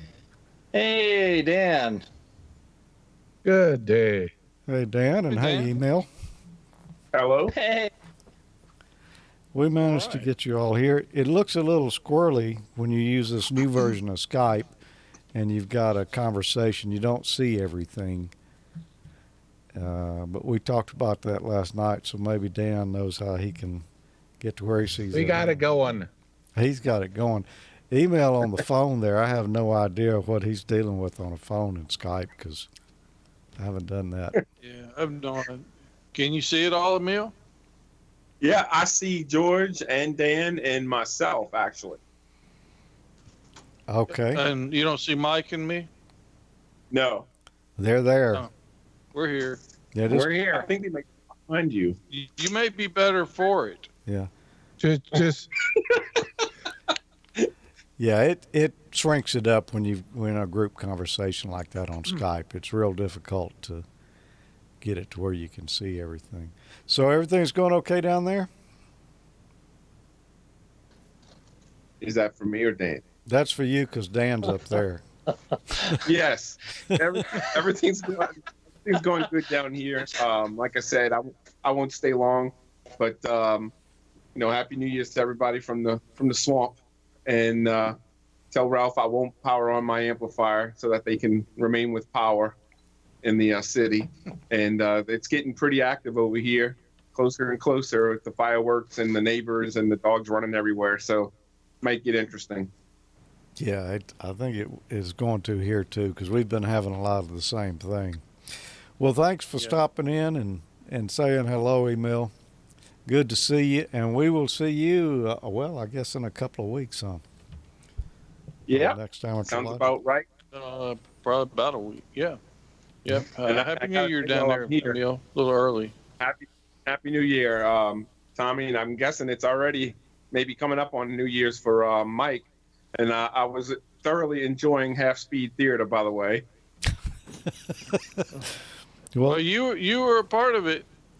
Yep. I saw you played the part well. It ain't over. Yep. There's more to that to come, so. All right. I'll have to add that to my resume. Yep. 7-3 and keep it cheap, my friend. All right. We'll do, guys. Happy New Year. 7-3. Happy New Year. And hey, did you notice when the email paused to answer that question? It was like he's been interrogated by the police before. yeah, it was a little like that, huh? Well, Dan, how are things going up in Wisconsin? Well, actually, we got 4 inches of snow today. So I just finished blowing the snow out of the driveway. And the New Year's hat for this year is this one right here because, of course, we are covered in snow. So. Wow. So, let's see, you're in the Central Time Zone, right? Correct. So you're still with us here in 2018. Yeah, I'm still in 2018 yet. Yeah, Mike's a year ahead of us. The future. You're back to the future. Yeah. But I am drinking the spirits of the day. Oh, Scottish style ale. Yeah. Nice. Yeah. Nigel would be proud. And of course my ancestors up in Wales, I don't know if Welsh, I'm not sure where that's from. It's somewhere over there. Well, I was drinking some moose drool here earlier, moose drool beer. You know, when we went into the Eastern Ghats, so we keep you in mind, Mike, You know, I'm amazed at the number of craft breweries that have popped up out of nowhere. Is it like that? Well, this down your way Stone Arch Brewery actually has had different names through the years, but it's been around since 1862. So not exactly a new brewery. Wow. Well, Dan, we are going to catch up with you here in just a minute. We scheduled a few breaks in here where we can get up and stretch our legs and make trips down the hall and such. Yep. And it is time for one of those right now. I have no idea what video is going to play next, but we're going to find out right here together. Well, George, we're doing something with the ID 4100 again. Yeah, it was a smackdown last time between my 880 and the 4100. And as you can see, I won because I've taken the 4100 now. Yep, you can't do anything but win now going forward. Yep. But one thing we didn't cover when Ray was over here and we looked at it previously was controlling it with Bluetooth. You know, the radio's got an optional Bluetooth module, which you're very well aware because you installed it. But ICOM's had support for Android tablets for a good while, but from this radio forward, I think this is probably the first one. They actually have support for iOS now. Wow. So I think it's using Bluetooth LE or low energy, which is supported by Apple. Okay. So today I thought we'd take a look at the I keep wanting to call it the Android app because I've used that one so much, but the iOS app on my iPad here. And then you got a little something special we're going to do at the end too. Yeah, I got a little surprise. Yeah. So that should be kind of interesting. So don't run off until we get to the very end. Then you can run off after it's over. Well, I've got my iPad here. Let's go ahead and pair with the radio. I did make the association earlier in it. So to hook it up, all you do is go to the app. Now the app's in the App Store. It's free. And you can see right here, it's RS-MS1I, where the Android one is A in the Google Store. But we'll go ahead and just open it up from right there. And let's go into the menu at the bottom. Bluetooth connection. It's already paired. So it's connected now. And on the radio, I don't know if you could see it, but a little message popped up. If you check out the display on the iPad, you can see we've got the same frequency that we have on the radio. So we're operating simplex instead of going through a gateway or something, just for the demo. For the demo, we'll do that just because we're inside the building here and we're running off a dummy load. Yeah. So, but to change that, you know, we can go to a repeater if we want to. You can hit the from down there at the bottom, bring up the repeater list. So you can go into the repeater that you want. So I'm gonna go back to the simplex channel just because, again, we're using the dummy load here inside the building. But if you wanted to connect to something, you go here, hit the 2. You can do local CQ, you can hit your call, and if you have a your call set up, which I haven't set one up in this radio. Reflectors, use reflectors, links, so forth. All that stuff's in here just like in your ID51. Yeah. The one thing that's also pretty cool is I kind of wish I'd have brought mine because I have it for my 5100, but I'm pretty sure the Bluetooth headset that I have and microphone will work on the same radio. So you could actually leave this thing sitting around and walk around and not be tied down to wherever the radio is. So what you showed us right there just then is, rather than going to the radio and plugging in somebody's my call and going through, or your call or whatever, and doing a connection that way with the rig, you could just do it straight on the iPad there. You can do it straight on the iPad and not ever have to touch the radio. Well, you'd have to do it for some things, but general operation, you can use it right here. You can even change the power level by touching the icon at the bottom. Go to high power, and now you can see it's on high, but I'm gonna go back to low since we're here in the dummy load. But it's pretty neat. There's a nice feature here also, the map. If you touch the map icon at the very bottom of the screen, it doesn't like it because we're inside the metal building here, but it's going to use my last position here. So you can see it's at my house, but you can see all the repeaters that are around. So if you touch the repeater on the screen and then touch it again, you can actually go connect to one of the repeaters. So we'll set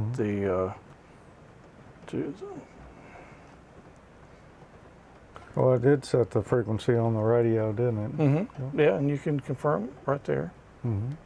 So if you notice, this is the DV mode on the iPad that we're used to seeing on the screen.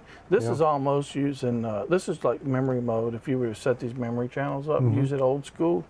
But this is what you need to be concerned with. When you get finished with it, you can put that back into DV mode and use it the same way you used to.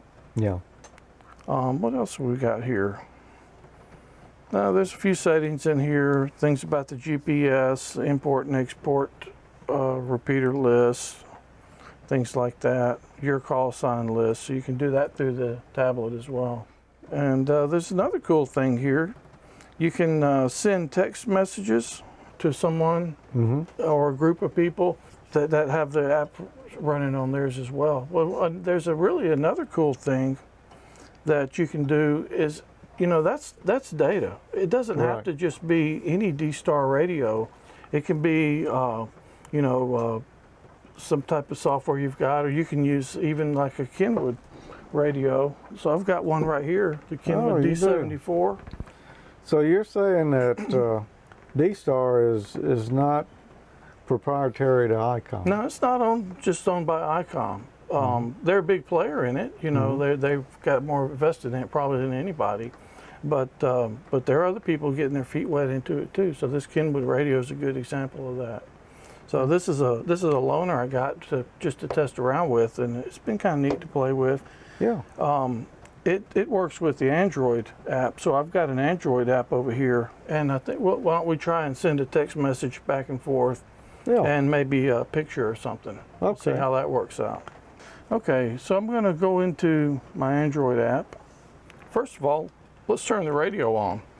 That might not be a bad thing to do. I've had such a hard time getting used to the menus on this thing. I'm used to my ID51, and I'm just have to think about the way the menus are laid out. It's just different. So I'm not going to change the frequencies and stuff on here because I'll probably have to dig the manual out to do it again. You do, to work with the app, you do have to have it in data mode. So if you notice at the top of the screen right there, it says data. To do that, you go into the menu. So you hit the function, and I believe it was menu, and then there's a menu option in there to change it. Okay, so while we were playing around, we changed the frequency on the 4100. So let's go ahead and change that back. And we'll go touch the from. We'll pick our repeater list, go down to simplex again. And I've been using that top one right there. And it changed on the iPad and it changed on the radio. Cool. Okay, so I downloaded the software. Again, it's the RS-MS1A over in the Google Play Store. Again, it's free. So I've got it right here. And let's see if my Bluetooth is connected. Bluetooth connection. THD74. And I believe it's connected. And I see the Bluetooth icon turn blue right there on the top of the screen. Okay, so we're connected there. I've put the iPad on the right frequency. Everything's good to go. Now I've got some messages over here where I've been kind of playing around getting things set up. So I'm just going to type in a message for you.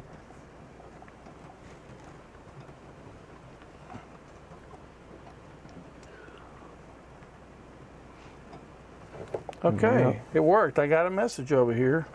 Received from N5ZNO, and you've got a notification at the bottom. You can see it. It's on 140, the frequency it came in on. Received a text message. You hit it. Get some more information about it from N5ZNO/ALTV. You can go over here also, get the text message, hi from me. So that's pretty cool. Yeah. Hi from me to me. The really cool thing is you can do pictures. So let's try one of those. Okay. That should be fun. Touch for 1 second, select a picture. I'm going to do the camera. You want to be the model? This is kind of like deja vu, man. I'm going to send one from the 4100 over here. I'm going to use that photo so it puts it up on the screen. Yeah. And you can crop it or whatever if you want to. Yeah, I'm not sure that much goodness should be transmitted. Yeah, that's in one photo. There we go. How about that? Good close up. Okay. Okay, done. And I'm just going to send it low quality so it'll send it a little faster. Okay. And I got to pick a receiver. I'm going to pick CQ. Oh, this is just like regular D-Star. You could put, if you wanted to call sign route it to me over through the repeater, and if I were in Dallas and you were here, whatever, you could do that. So let's go ahead and hit transmit. You cannot transmit using the Bluetooth headset, but I'm not. So it's preparing to send. You can see it going through. Making blocks. Yeah, I see the radio. The Kenwood's lit receiving. Up there. Yep. Fan came on in the ICOM here. That's you. Yeah. Your call's in there. So. Oh, so it knew that's who the message came from. Yeah. Yep. Okay. So we should be able to go over here to the pictures. Go over to receive history, and you can see the picture that we received, and that looks a lot like you. Yeah. That does look a lot like me. It's a good resemblance of you. So that's lower quality. We can do a higher quality one if you want to, but sure. Okay. Because that went fairly fast. It did go very fast, a lot faster than I actually thought it was going to do. Because to be honest with you, that's my first picture to send. So let's do this again. Select a picture. We'll do it from the photos this time. And let's just pick the same one. Oh, that's the old one we did earlier. Oh, yeah. We'll do that one. Done. And let's go ahead and do it in high quality. And we'll do a bigger one. How about that? Okay. And let's start transmitting. No problem. Preparing to send. And over here on our trusty Android, we should receive it here in just a moment. This one's transmitting. The ICOM's transmitting and the Kenwood's receiving. And it doesn't have to go just from the ICOM. The Kenwood will send it exactly the same. It doesn't matter. D-Star is D-Star. It doesn't care. That's kind of the beauty of it to me. And you can see on the screen here on the tablet, it's taking just a little bit longer because it's going through, it's in blocks. It chops it up into packets.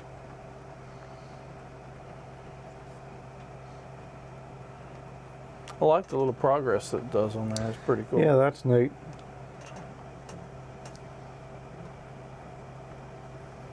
So this would be great for, emergency things. If you're out in the field and there were, tornado damage, flood damage, whatever the case may be, and you needed to send, finish.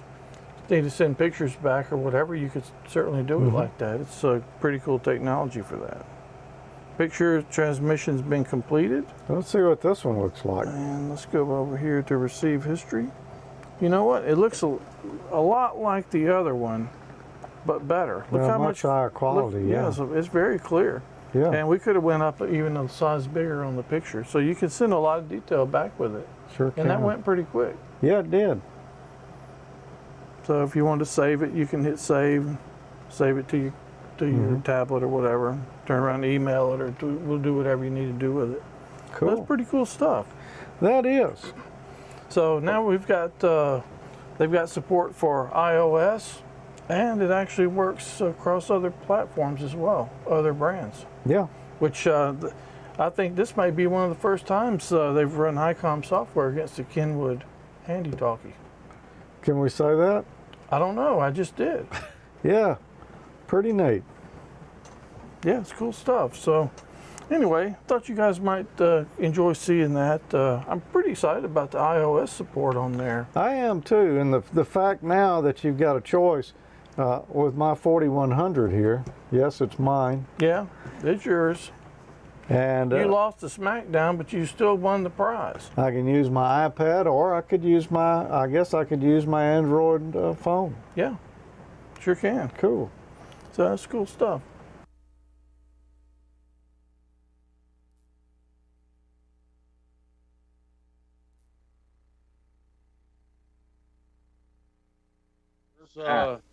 I was looking for the picture from Vegas. You remember the one from Vegas back when you used to have the mustache doing the Vulcan?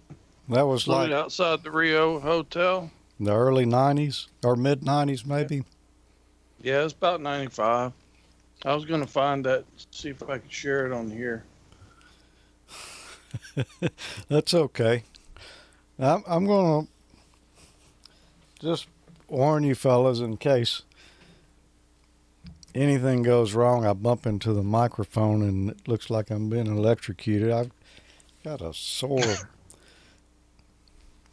back here on my back. I've been having some pain with it. My wife got me a TENS unit for Christmas. Oh, put it on max power. No, I don't think so. We can watch it vibrate across the floor. Turn it off before you drink some of that grape juice. It feels like this shoulder is jumping over here, and feels like this one's on fire. So I'm not sure that I got everything just right on it yet. Interesting. Let's get Dan back in here with us. So, I had forgotten about that capability on D-Star and how well that worked. Yeah, that was pretty cool stuff. Like I could take my iPad right now because it's paired with that rig, and I guess send somebody a picture of what do you got, like 6.25 kilohertz worth of bandwidth to play with for data on D-Star? I don't know. I can't remember. Something like that. I thought it was half of the 12.5 kilohertz the bandwidth. Yeah, I think it is. For data. Well, we are here on the AmateurLogic New Year's Eve 2018 live stream special. And we've got our friend Dan and 9LVS over here with us, and VE3MIC Mike and Tommy here. And those of you who were with us here earlier, you know, I had my mug warmer out here heating the tea with it. I found another use for it right now, you know, after I froze that bottle of sparkling grape juice here. So, I don't know. We'll see how that works out. Well, watch with your luck, you're going to shatter the glass. Well, you know, George, Yeah. that will definitely speed up the fermentation process. Oh, it will. Yes, sir. What do I need to add in here to? Not much. It's got enough sugar in it. It's going to ferment. Mm-hmm. You just have to give it some time. You might need a little bit of brewer's yeast in there, though, to get the reaction going. I just drop a little Vegemite in there, maybe. That'll do it. Yeah. That's basically what it is, I think. Yeah, it is. Not sure exactly what Vegemite is, but, you know, it just turns green, you know. Yeah, you really don't need to know just what it is. I mean, just as long as you stay clear of it, you know. Yeah, it's probably better if you don't know. Yeah. Yeah. Looks like meat, could be cake. Yeah. So, so Dan, you were here with us last night helping debug all this stuff, and looks like it's working. Yes, it looks like it's working fabulous. So what have you been up to up there? About 6'3". 6'3"? Okay. 6'3" and up 4 inches of snow. Yeah, 4 inches of snow today. Spent about an hour and a half blowing the snow. So, wow. And we're getting more tonight. So, like I said, my New Year's hat right here, going to be blowing snow. It's what? It was low 70s here today, maybe. Yeah, about that earlier. It was pretty warm. It felt like summer out there. Yeah, it's cooling down a little bit though. Yeah, here was 29. 29. Wow. That's coming. It won't be long. Yeah. Well, as long as it doesn't get into those minus 60s. Yeah, that's always a bummer, isn't it? Yeah. That's not good for anybody. I don't think it's ever got below 4 degrees here. At least that I remember. Oh yeah, we've had minus 60 here. In fact, a couple of years ago, I actually took a picture of my Davis weather monitor because the Celsius was actually higher than the Fahrenheit temperature. Wow. You know, it really, you can tell it's really cold out when you get in your car to go to work in the morning and there's no give in the seats, in the seat cushions. They don't sink down. And when you go to take off, probably for the first couple of blocks, it's like you're driving on square wheels because of the flat spots in the tires. I've never noticed that. Me neither. Or when you first pull away and it seems like the car is hesitating, and it's just because it's froze to the concrete. Yeah. I've had that happen, like after a thaw, and then that thaw freezes overnight. Your wheels are locked in ice. Mm-hmm. Wow. So you're mobile. Do you still have the kilowatt mobile? 1,300 watts mobile. Yep. 1,300 watts. Wow. Mm-hmm. Do you stop any vehicles with it? Why QRP when you can QRO, you know? Yeah, true. Well, I bought this past year, I bought that new Ameritron linear with the band switching and all in it. I don't remember the number of it, but yeah, it's pretty nice. Mm-hmm. Oh yeah, it's nice, especially when you run a mobile, because you've got so much loss in the antenna that to put a little bit more fire in the wire definitely helps. So what do you use for an antenna with that much power? I use the Wolf River coil. Oh, and then I took a 102-inch whip, the coupler, and I ran threaded rod in it so that the antenna would have a little bit more surface. And I don't burn the tips off of the 102-inch whips anymore. Wow. Yeah, I guess you would get a little current. Yeah, a little current at the top. So the threaded rod works pretty good. It's a light-duty threaded rod, and it works fabulous, actually. So what do you run for batteries in that vehicle? You must have several extra. I just 2 batteries, but the thing is the way that the amplifier is connected is I actually go to an aircraft alternator, which is actually produces 24 volts, but this one is dual wound, and all aircraft alternators are dual wound. So I put that in series, so I ended up with 48 volts. And according to Ameritron, talking to the guys at MFJ and that, and they're like, well, that should be good enough to make it run. And sure enough, start the engine and get it up to speed a little bit, and there she comes, the 48 volts, and bang, there goes the amplifier. Oh, that's interesting. Key it up to maximum smoke. So Dan, you got to level with me. You know those, well, let's just call them millennials with the 1,000-watt amplifier in their cars. What happens when you start transmitting with full power next to one of those? I turn them off. I have actually experienced that on more than one occasion. I'll get up behind one of those where the fenders are vibrating and all this kind of stuff, especially 80 meters. 80 meters is great for that. Key up and you literally watch the music stop. It's kind of fun. Because after about the third or fourth time, you let go of the mic. Every time you let go of the microphone, they just jump in their seats. Because you know what they're doing. As soon as the music stops, they immediately try to crank it up to go louder. So when I let go, it's just like, oh yeah. Wow. And the thing that I found too is smart cars. I usually put those on the side of the road. I've done that a few times too.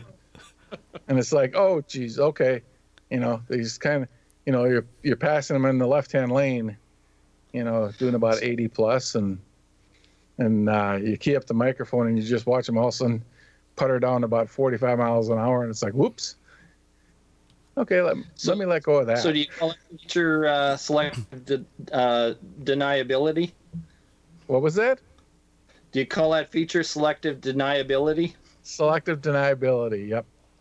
So what about these self-driving vehicles? I haven't experienced one of those up here yet. Yeah, well, I'm sure I would raise a little bit of havoc. Yeah, maybe we shouldn't talk about that. That sounds like a lawsuit waiting to happen. Yeah, that probably wouldn't be too cool. Yeah. Yeah. I've heard that if you paint a white circle around them, they can't go anywhere. Really? I thought it was salt. Circle. But, yeah, I've had different experiences that were just kind of funny. It's like, I really do watch it real close when I'm running high power mobile, because if I get near any of the small little popcorn cars where it's like, when I grow up, I'm going to be a car, it's like, yeah, I can't be running high power on those things. Yeah. It's kind of like an experience I had. Well, of course, I've had experiences with RFI for years working in the broadcast industry. Mm-hmm. But usually, your cell phones seem to be pretty immune to AM frequencies, it's way different. But on our 50 kilowatt station, I went down to the tower to do some work at the doghouse down there. And it's remote controlled. I can take my phone and send DTMF codes to tell the transmitter to turn off or to change antenna patterns and reduce power and all that. Well, I was trying to test it to see if all the right things were switching whenever I sent it the command, And I walked down there on 50 kilowatts, standing, I don't know, a few feet from the tower. And it's time limited. You're not supposed to stand there very long, but you can stand there for a brief period. I tried to enter in the DTMF codes on my phone. It just went berserk. It couldn't comprehend, so I had to move away. And yeah, I took a picture inside of a doghouse with my digital camera. And on my end, when I took the picture, I was like, okay, this is cool. This will work, and got it home, punched it into the computer, and it was like, whoa, what the heck happened here? I had all kinds of funk. It looked like it was a picture from the 70s. Wow. With all the psychedelic stuff going on.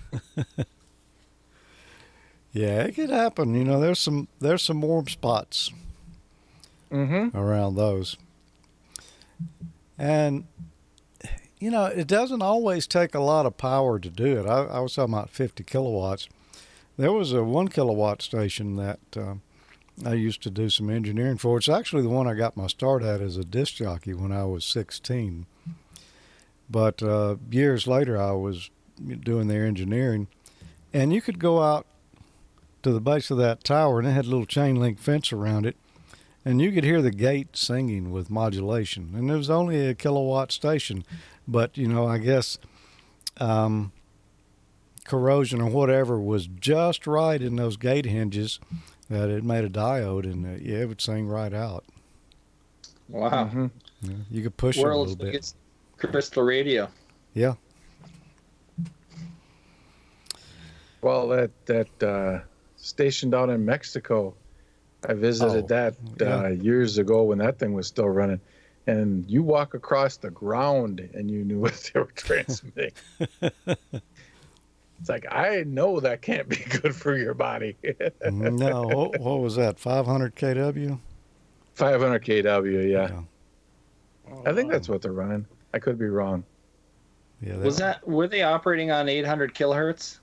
What frequency were they on? Yeah, it was like 800 kilohertz, yeah. Yeah. Wow. WLW used to be 500 kilowatts. Well, yeah, for a short period of time. Yeah, for a short period of time. Yep. Yeah, they had some pretty good coverage reports. Yeah, you you're running a high-powered station when you got to run a null to take Canada out of the mix. Yeah. only the vertical polarization, and that's, I had never heard of, in the vertical plane, them building a directional antenna system for an AM just to cancel the vertical. So the Skywave didn't go to Canada. Yep. Yeah, that was pretty neat, that tour.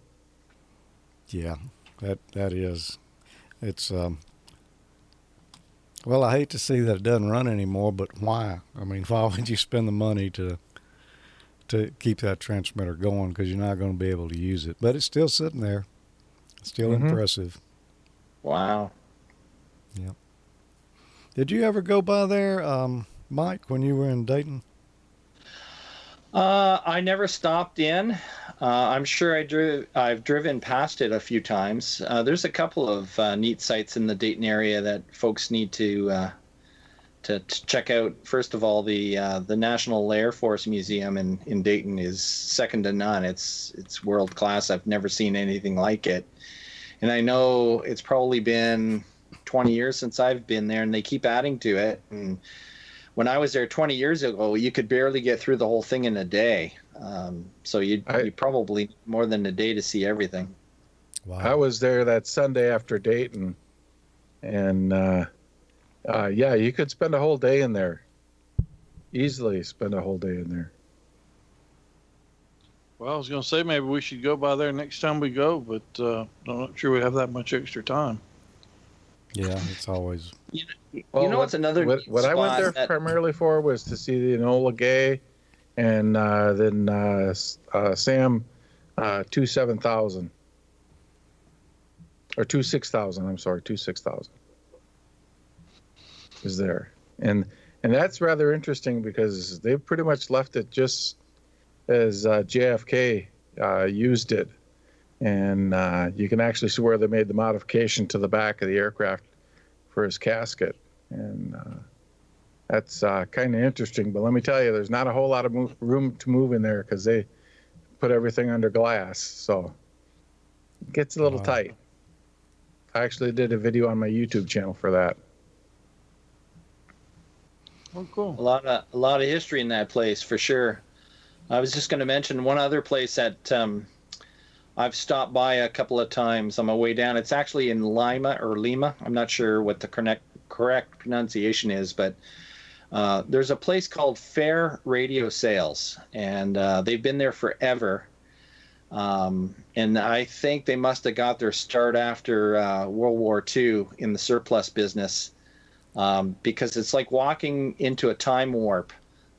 They've got rooms full of old test gear, radio gear from military, all kinds of stuff, and you'd have to experience for yourself to believe it, because it's just chock-a-block full of all this old gear, and it's just piled up in piles.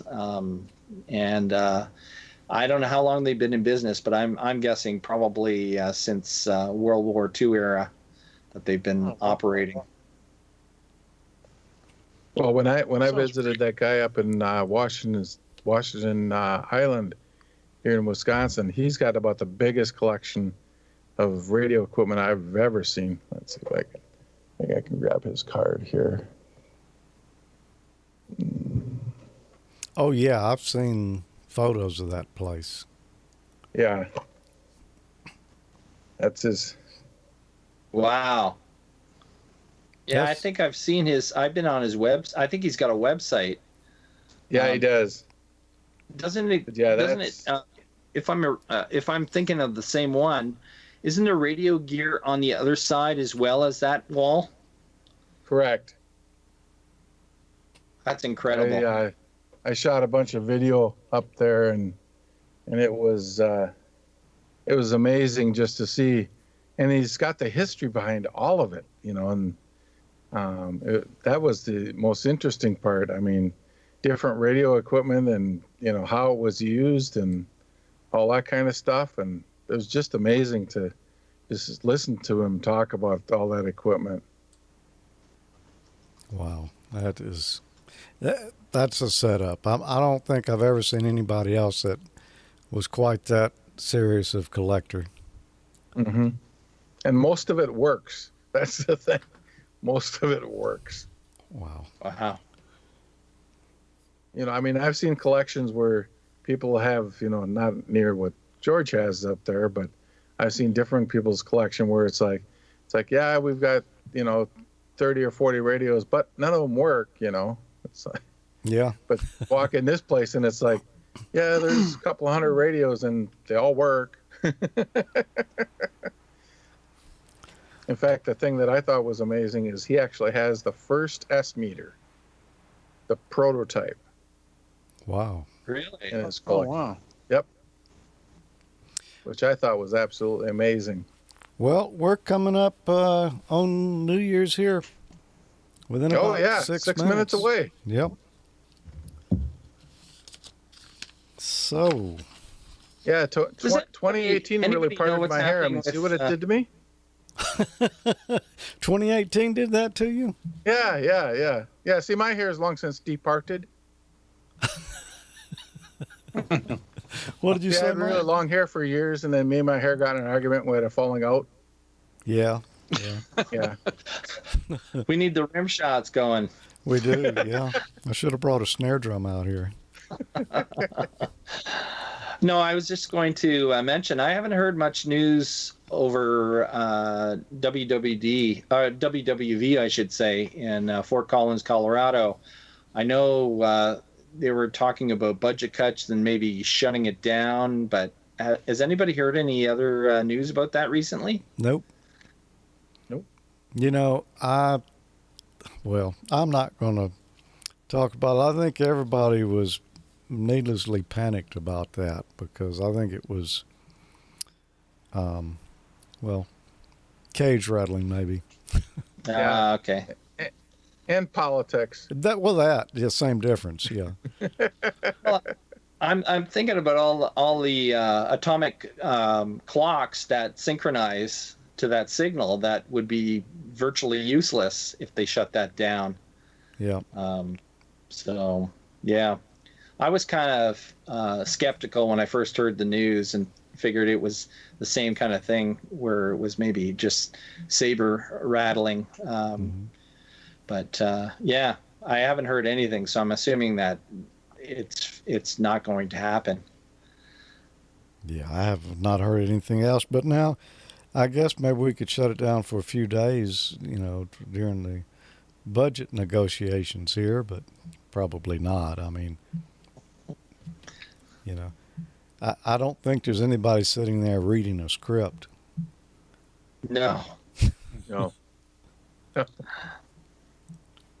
But can you imagine trying to restart all that stuff if you did shut it down? Yeah. Oh, talk about a technician's nightmare. I wonder if there's anybody that knows how to do that that's still working there. Good question. Because how many years has that been in consistent operation for? It's been going as long as I can remember. 34, I think. Am I right on that, George? I think 1934. I don't remember, but that sounds like it in the neighborhood. 3 minutes, roughly. What beverage do you switch to at midnight, Dan? Well, I have this one that I'm drinking on now. It's just about gone. Yeah. I have some Spotted Cow in the other room, and I've got like I always refer to it as 50 of my craft beer friends that spend time in the refrigerator. So I'll grab something. Hey Dan, look what I got for Christmas. Whoops, let me get it over there. Can you read that? Oh, growler. Okay. It's the Ontario Craft Beer Guide. Okay. I didn't know there was such a thing, but apparently there is. We have 2 minutes. I'm going to go make another refill run. Be right back. Okay. Tommy's going to refill on energy. I've got the beer guide from most of the states here. Most states put out their own beer guide. And the funny thing is Wisconsin is about twice as thick as anybody else's. They've got it down, huh? Oh yeah. Beer yeah, we're kind of known for our beers. Yeah.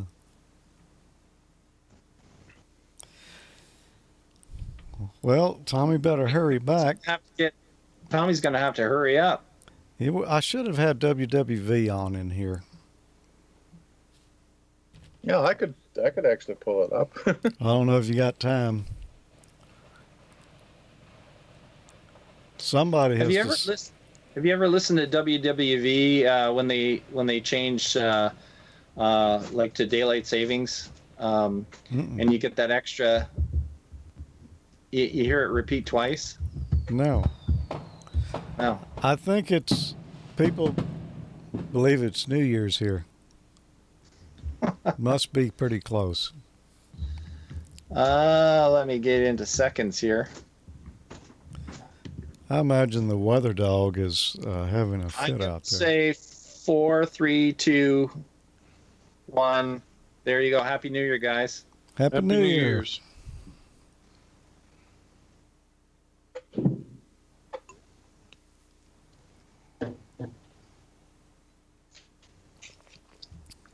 Wow. All of a sudden, I feel so old. I feel like a newborn babe. Not. Actually, I think I might have a picture somewhere where you're a newborn babe. Oh, no. I shouldn't have said anything. Kevin, ZL1KFM, wants to know if we're staying on the air until the Pacific New Year hits. I don't know that we'll make it that long. I'm kind of shooting for Mountain because our next guest will be ringing in the new year in about an hour.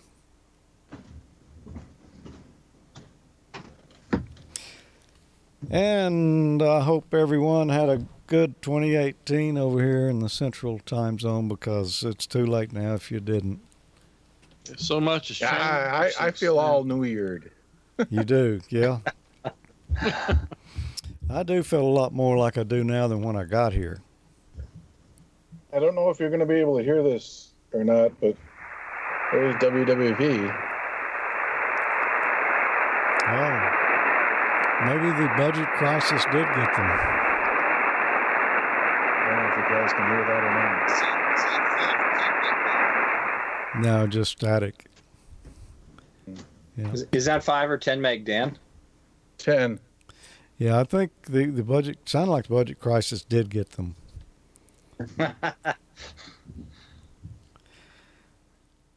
Well, Tommy, I remember when we went to Rain, Louisiana, to the Ham Fest this year. Oh yeah, good time. And some of the activities that the Acadian people kind of helped us enjoy. Yep. Because we didn't know how to properly do it. Yeah, there were several new experiences at that Ham Fest. Well, let's just take a short look here at one of them. We're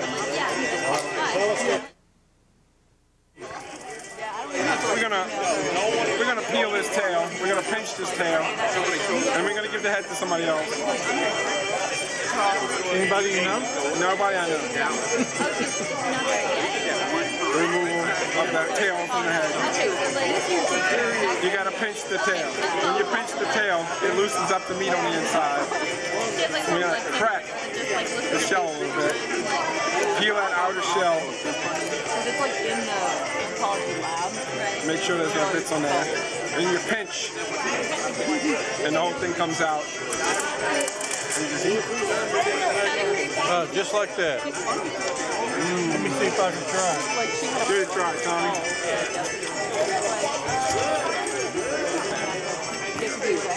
He's got the crack. He's going for the crack. Don't do crack. Don't do crack. Wait, so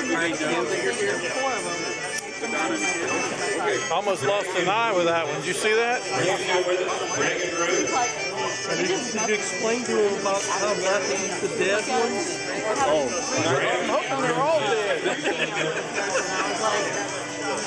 Well, I failed. That's not bad. I'm a crawdad failure. I'm not eating the yellow stuff. Don't eat the yellow. There is one more trick. If you ever pick one up in a straight tail, like this, you don't eat those, because they were dead when they were born. So that's the way to go. You gotta pick those up, get them in there, take that piece of spit them out. Yeah. We need to figure out how to send some of these to Peter. Peter? Yeah? He can have these. He's surrounded by water down there. I just don't know if they have them. They have the really big ones, like lobster. Well, they got water, but I don't know if they got mud. They're mud bugs, right? That's right. It's mud bugs.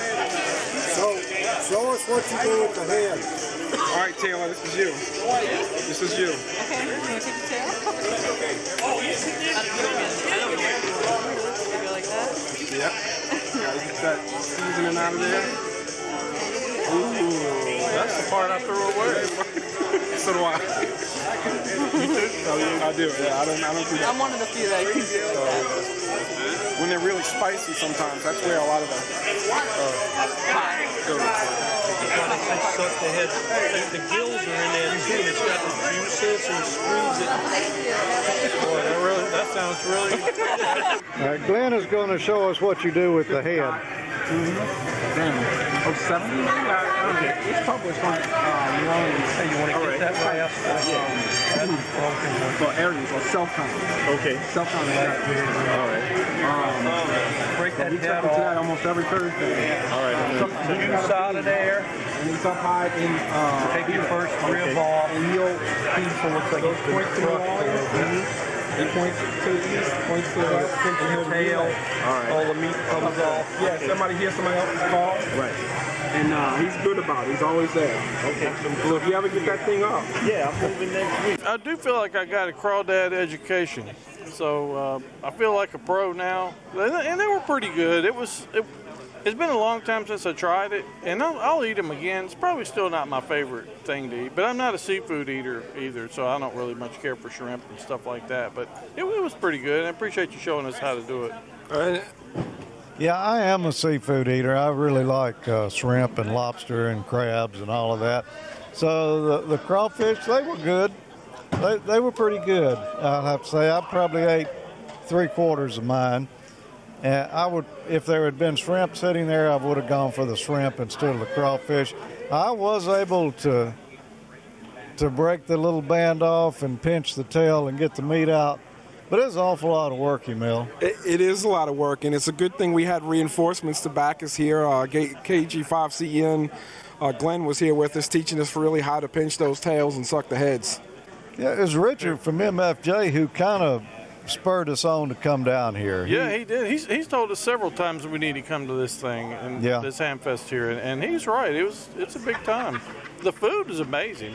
You know, the lunch today was great. They had pork steaks, barbecued pork steaks, and dirty rice, and baked beans, potato salad. It was phenomenal. It was really good. I would have called it a pork chop. I didn't know it was a steak, but it sure tasted like a good old grilled steak to me. Yeah, it's really good. Yeah. Well, shrimp fettuccine and gumbo. I mean, it's classic Lafayette Cajun and Southern food that's just off the charts here. Yeah, I got to say that there was a more and better variety of good food here than any Hamfest I've been to before. There wasn't just hot dogs and burgers. No. Matter of fact, I'm not even sure they had hot dogs and burgers. I did not see it. I saw some burgers, but even they had a little flavor and spice to them. Yep.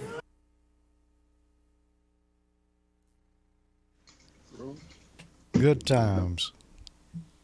Oh, yeah. Yeah, that's fun. We need to look up and see when that is. Maybe plan on going back. Yeah, maybe so. I got to get down there sometime. I've been to Florida a couple of times. That's about as far south of as I've been, but certainly not the same experience by any means. No, it would probably be more like old home times where you're from. Oh, well, are you talking about the Acadians getting kicked out of the country? Yeah, I think some of my relatives were part of that crew. Well, Florida does have hamcation. Yeah. This time I'd trade them places. Yeah. We trade them for the winter. Yeah. Yeah, they don't have the winter there like y'all do up there. Yeah, hamcation, man.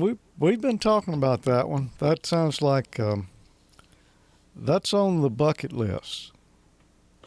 Arnie said earlier in the chat room that he's going to be there this year. Yeah, it's like a mini Dayton. Yep. I've been thinking about it. We've got I'd like to go. It just kind of falls in a bad time at work for me to take off. I'm not sure if I could swing that. Yeah, we've got a new, I don't remember what it is, new airline here that like only flies to, where is it, Las Vegas and Orlando, maybe? And they have real cheap flights. Huh. So, nice. I can't remember the name of that airline. But yeah, it's like, I think it's Vegas. Somewhere out there. The only thing I saw was to Orlando, but they may do Vegas too. I'm not sure. It was in maybe Denver. I don't know. It was only 2 places they flew to though from Jackson. Do they store your animals in the overhead compartments? Store your animals in the overhead. That's Delta. Yeah. I gotta wait for the delay because I'm sure Arnie's gonna have a comment. Yeah, I noticed somebody was saying, I think in the chat room they were saying that crawdads tasted like lobster. Yeah, I read that too. No. They don't. Not at all. Not to me. Good to know. No. I've never had them, but I can't imagine they would taste like lobster. I mean, they're not from the same environment, so how could they taste the same? I don't know. But then again, everybody says crocodile tastes or alligator tastes like rubber chicken, so I don't know. Yeah. We had. Who ate the first rubber chicken to see? Exactly. Alligator does actually taste pretty good. Really? It does. Yeah. Have you never had it? Not bad. No. It's really? just the texture is different, but it tastes like chicken. Mm-hmm. And you know, it's kind of a joke that everybody, when they can't describe what something tastes like, they generally say it just tastes like chicken. Well, it really does. But it's got a different texture to it than chicken does. The taste seems to be about the same. I could have had some in that gumbo down there. There could have been anything. Maybe. Yeah, in gumbo, there could be anything in that. Yeah. Next time we go down towards New Orleans, I'll take you to a place that's got some. Okay. I know a good place. Now, is there Cajun gumbo? Is that like jambalaya? Is that No. what, like? No, that's two different dishes. Jambalaya is a rice, just a rice-based thing. It's mostly rice and has different meats, seafood, and stuff like that in it, some spices. But gumbo is more of almost like a stew type thing. Oh, okay. Yeah, they it's the first time. Well, a number of things. The first time for me when we were down there in Rain, but I had never had jambalaya before, and they had it there one day for lunch. Well, it wasn't at the Rain Ham Fest. That's when we were there for the D-Star event they had in Lafayette. Yeah. And it was good. Jambalaya is good. My mother-in-law used to make a fantastic one. Well, I didn't think I would like it. I thought it would be too hot, but it wasn't. And no. It was rice, a little spice, sausage, and chicken. Oh man, it was great. And since I've come back, Yeah, some people put different stuff in it, though. A lot of people put seafood, all kind of stuff in it. Yeah. Well, that's what was in this particular one. I have tried to find some back here at home, and I hadn't found anything that comes close. It was fantastic. What are you drinking there, Tommy? Ginger beer.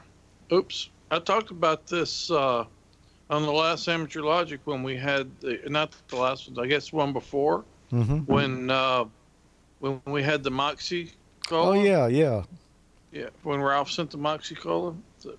Kind of reminded me of the ginger beer. I saw these in the grocery store this afternoon. I picked them up for tonight. Well, I didn't drink all of my Moxie that night, and I gave it to my wife, and she really liked it. Oh yeah, she did. Yeah, I thought it was okay. She didn't care much. Pretty good. She didn't care much for the burritos, though. I'm sure that's an acquired taste. Yeah. It's funny how different parts of the world your taste is different. Oh, you see that? Oh wow. Memory is full. Yeah, I got the same problem. I kind gonna of start forgetting things now. Okay. What'd you say? Well, you know what they say. The first thing to go is your memory. The second thing to go. Now, what were we talking about? Yeah. I can't remember.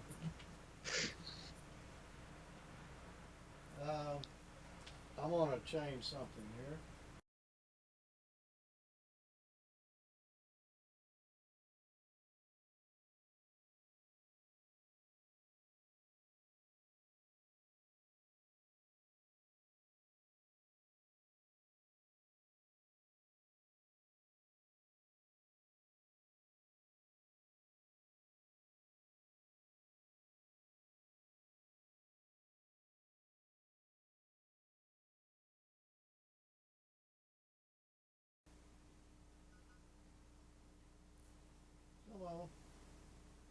Secondary memory must be full too.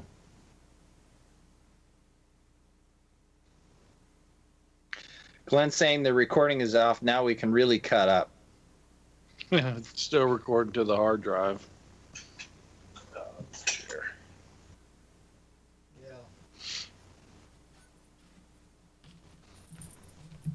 And now You we're still on. got fireworks going behind you, Mike. So got almost 3 hours on the internal memory. You can't really see the CN Tower. I'm actually sitting in the middle of, well, not in the middle, but in Lake Ontario. Yeah, I figured you were out on the boat. I bet it's cold. Yeah, I see the CN Tower there. I've been up in that. That's pretty cool. Yeah. The glass floor is a little bit much to walk on. I did, but it sure makes your stomach feel like you're dropping. I'll tell you, I was on a course in downtown, and we had some free time, so a bunch of us decided to go up to CN Tower because I'd never been up there myself even. And when I got to that glass floor, I started jumping on it, knowing that there's no way that it would let go. But it was really watching the reaction of people that were standing around that wouldn't even walk on the glass floor, let alone seeing me jump on it. Oh, yeah. It was something else. Well, Dan, what do you have lined up for 2019? I'm going to be shooting some more videos. And in fact, I got a green screen that should have been here actually today, but wasn't. So we're going to be doing the green screen thing and be shooting a lot of videos. Well, you will have a fun time tuning up things to work with the green screen. Oh yeah. I've already got some lights in here that I just put up recently, so I don't look as washed out as I used to. So it's coming along.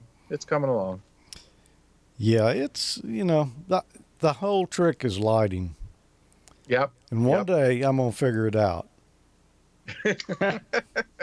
Looks like you're doing a pretty good job, though. But actually, I got to use green screen, portable green screen, and like I said, I was supposed to be here the other day, and then that's gonna. The main thing is I'm gonna get in front of the camera more than, because typically on my videos I'm behind the camera and narrating it, but we're gonna get in front of the camera a little bit more. I got a great face for radio, but Oh, by the way, for those who were worried about the recording, what's on the camera is just a backup, and the only thing the camera sees, it's not seeing much. That's all the camera's seeing. So it's not like I really am gaining anything by recording on it tonight. Just, out of habit, I guess. Everything's recorded over here on a hard drive, so we didn't lose anything.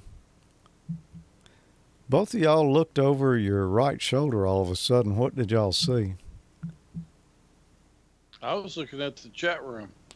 Oh, okay. Been trying to keep an eye on, see what's going on in there from time to time. Yeah. Yeah, chat room has been interesting tonight. I've been keeping an eye on it as well myself. Not chatting a whole lot in there, just kind of reading the comments. Arnie says you look great on your videos, Dan. And Arnie was here when we did this a couple of years ago. I couldn't get him to come on tonight. We're going to get him back on here sometime, though. Oh, Arnie, you should have come on, man. Been good to see you on here. Yeah. We're going to have him come on and show us how to eat burritos because we haven't really figured that one out yet. Haven't got it. We did not have it down pat yet. No. Not at all. It's going to take a lot of practice. Yeah, no, not for me. It's not. No, but he likes them. So if you get a chance, it's, how do you pronounce it? Is it Haribo? The people. Haribo? Haribo? Yeah, the people who make the gummy bears and all. Last time Arnie sent us some gummy stuff. It was really good, Yeah, Swedish fish. And then and then there was those other things. What were they called? dollar things, something. Yeah, the little discs. Actually they were kind of the same shape as the last ones. They were fruit flavored. They were really good, but he snuck this Doritos thing in on us. I think he's told you this, but that Haribo company. Yeah. If you look up where they're from Canada. Oh yeah. Yeah. That's like this Sapporo Japanese beer we get here. It's imported, and you look on the label. Yeah, from Canada. The best part about Sapporo is the can. I don't know how they manufacture those cans with all those. Yeah. What do you call it? Facets, I guess you could say. Those flat sections on the can. But apparently, if you talk to anybody from Japan, it's not really good beer. Yeah, well, that's like Peter says. They don't have Outback steakhouses there. No. Yeah. You don't hear either anymore. He'd never heard of it. So. He's never heard Outback. No, they don't. Really? They don't have them there. So. All I do is I remember when we did have them up here. I thought the guy doing the commercial had a really bad fake Aussie accent. Whoever they hired as the voice actor for that ad, it was a little over the top. Yeah. But I still miss that bloomin' onion. Yeah. Oh yeah, that's the best thing they've got. That is. I'm not big on the fried onion thing. Oh, I like it. It's good. Well, Dan, we appreciate you dropping in tonight. We're going to have to let you go and look in the refrigerator and see what's next. We're gonna make room for Amanda and Jeff here because they'll be celebrating New Year's here pretty soon out west there. Been an absolute pleasure. All right. Well, we look forward to seeing you again soon, and of course, we'll be seeing some of your videos over on Ham Nation. Oh yeah. Yeah. And you want to plug your? Always good to talk to you, Dan. Good to see you. Yep. Happy New Year, great to talk to you guys too. All right. 7-3s. 7-3, Dan. And just to kind of stay with the spirit of things here, and we are slowing down a little bit, but we won't get any slower than half speed. And we got 2 or 3 more of those to go, but there's only one that we can play right now, and I think everyone will enjoy this one because the next one will be different people doing half-speed theater. Nigel, I hope these are okay to put on it, because that's what we ended up getting, so. Yeah, there. Okay, you go first.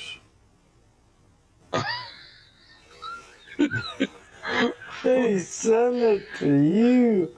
No. Well, then I'll go first then.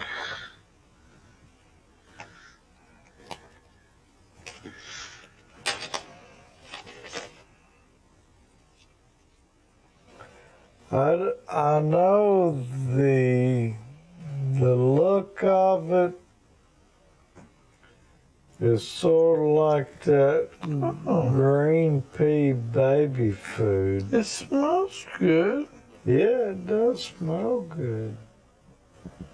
It actually smells like butterscotch, which is kind of what I thought it might be like.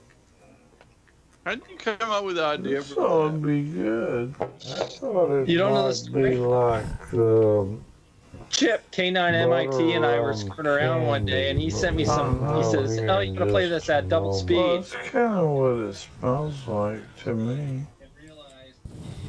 Here, you want you can either do that one or you get your whatever. I think I'm gonna want a whole one. Go ahead. And just by the way it smells here. I brought the extra plate. So did I hear it right? Pirates raided somewhere and then the rum mixed with the butter? No, that's a folklore thing. Oh. That they found Now? found some rum washed up on the shore. You're right, though. That was the best topic for this. Yeah. It was perfect. It just kind of worked itself out, huh? That's so funny. Good job, Tommy. I don't think you could have planned that one any better. Well, we're going to bring in a couple of more special guests who were, well, one of them I see every week, and but as a pair, they were both here for New Year's Eve with us 2 years ago, and it's Jeff and Amanda. How are you guys doing? We're doing good. Happy New Year's, everyone. Happy New Year's. I'm glad y'all could join us. Echo. Hold on a second here. My technical engineer is just getting stuff started. Yeah, that mic is not the one you're on. That's not hearing this one? Mm-mm. Or are you hearing? Nope, No. I hear nothing from that one. Oh, that's why. It's So we're sharing two mics here, so give us a break. well, what I'm hearing is maybe one on a computer or something way away from you. Computer mic. Check it out. Check. This is the fun part here, is where you try to figure out what's wrong in real time. I love this part. Yeah.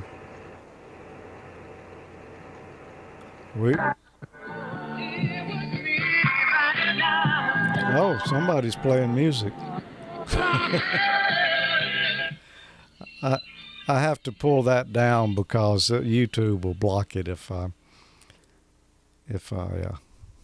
play any of the music on there. So, all right. Well, is this better? That is it. Yes. Perfect. Yes. Yes. Yes. Yep. Okay. That one too. Well, how are y'all doing out there? Good. How's our? Not seeing our video here, so just want to you're make not? sure. No, Jeff has to squeeze in. Yeah, he's hanging off the screen. There you go. Yeah. Okay, let's start this over, George. Happy New Year to everyone on Amateur Logic TV tonight. Well, or this morning, depending on where you are. Happy New Year, Amanda. Happy New Year, Jeff. Happy New Year, guys.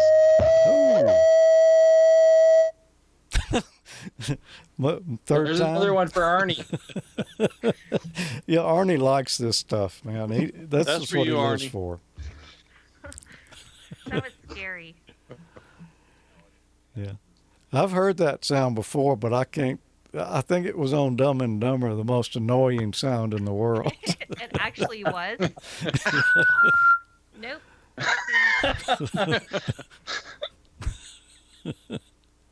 This is the fun part, you know.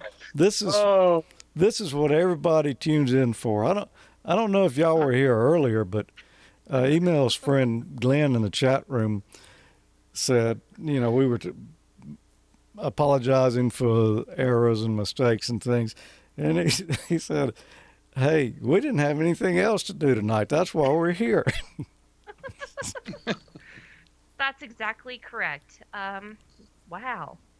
So now that everybody's ears have been checked, mic 1, 2, 3. You may have to share a microphone, I guess. We might.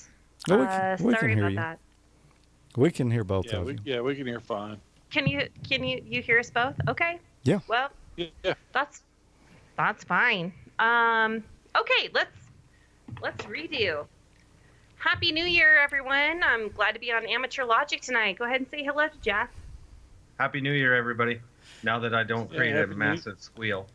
Oh, it's great to have you two with us tonight. You know, we see, I just said this a minute ago, but we see Amanda every week on Ham Nation.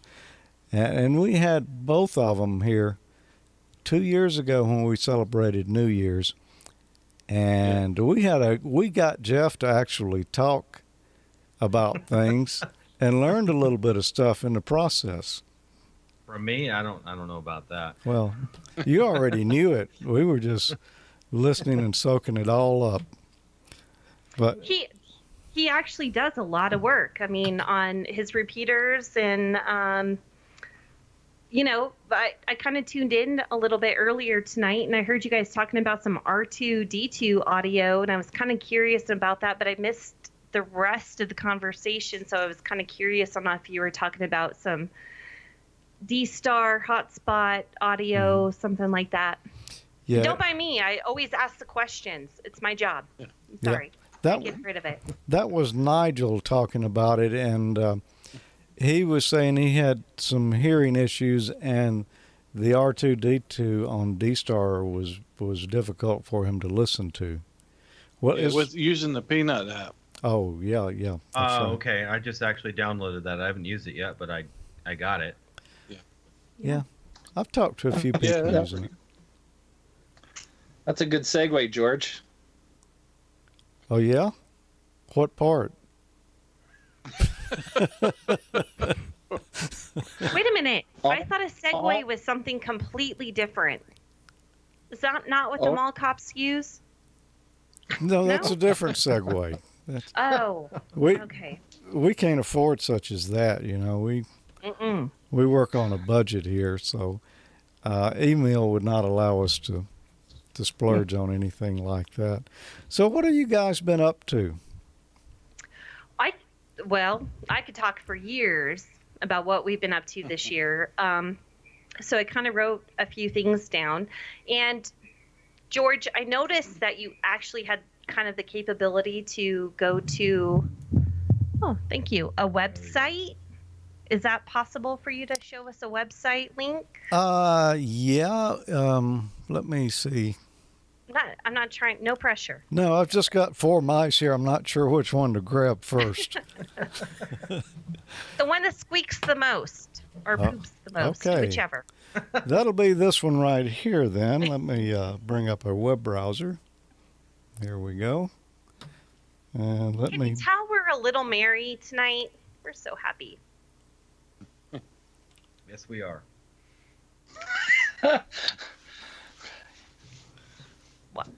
Now I got to figure out which button to push. New Year's Eve. I found the mouse. It is New Year's Eve.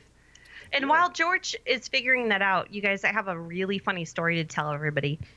I actually had to be the repeater police last night. This is, I posted the audio on Facebook, and it's in SFW, so I can't post it here. But basically, somebody came on cursing right before a state Aries net, and was kind of saying, "Oh, my expletive, there's cops everywhere, blah, blah, blah." Anyhow, so I had to jump on there and say, "Hey, you're no longer allowed on our repeater system. Back off." Yeah. That was interesting. I don't know how many other people had that problem on their repeater system, but we usually do not have that problem at all. I'm actually, it was a really new ham, and I'm pretty sure that it was operator error, and he was like, calling somebody else and didn't release the PTT when he saw 6 state troopers and was excited. Yeah. Was it a digital repeater system or analog? He was actually on analog at the time. Our repeater system is pretty unique. I'd let Jeff explain it more because he's way more intelligent about it, but we have everything. We have transcoding with DVMs connected to the system, and that's what I was going to have George bring up, and he could see kind of our node system. K0JSC.com, and then you would go to the status page. And go ahead, Jeff, talk about it a little bit. All right, I got to go there. But yeah, there's a link at the top that says which mouse? This one. Okay. System status, and then you can see that. So it's a little hard to. I'm looking at a monitor that's got like 1 million things on it, so it's pretty small. I think this is what you're talking about right here. That would be it. That's it. Control it. So So tell us what we're looking at there. Let me see if I can get it up a little bit larger. So those are individual nodes that are linked repeaters. And this is a cool master page. So you get to see when somebody keys up. And when you're running a net or something like that, you can see you can't see who's actually keying up, but you can see what node is being keyed up. So if you have this huge linked system and somebody's trying to come in and they're not making the repeater, you can maybe suggest another repeater for them to try. And Jeff will give you the semantics more than that about where he got this stuff from and how it works. Go ahead, Jeff. This is something that, and a lot of people are using this. It's All-Star. So Jim Dixon wrote this. It's just a PBX phone system that was modified for amateur radio. And this is how we link all of our analog machines together. And now I'm going to key up, and hopefully nobody wants to talk to me when I do this. But oh, let them talk. This is a D-Star to analog bridge, and of course the analog users kind of get weirded out because it still sounds like D-Star coming over analog. In case you're OGSC. So what Amanda was talking about with the transcoding is, and there's a couple of geniuses out there that wrote a piece of software called DV Switch that allows you to transcode D-Star, System Fusion, P25, DMR, all of the, I guess, common digital modes, and convert them to analog and to bridge them over. And there's mixed feelings about whether people like it or not, because the people that are used to using strictly analog, it sounds really funny, but it allows it allows people with only a DMR or D-Star radio or something to talk into other digital modes, which is handy. Mm-hmm. So let me ask a question. I know it's your job to ask the questions, but I got one. It's New Year's Eve. Yeah.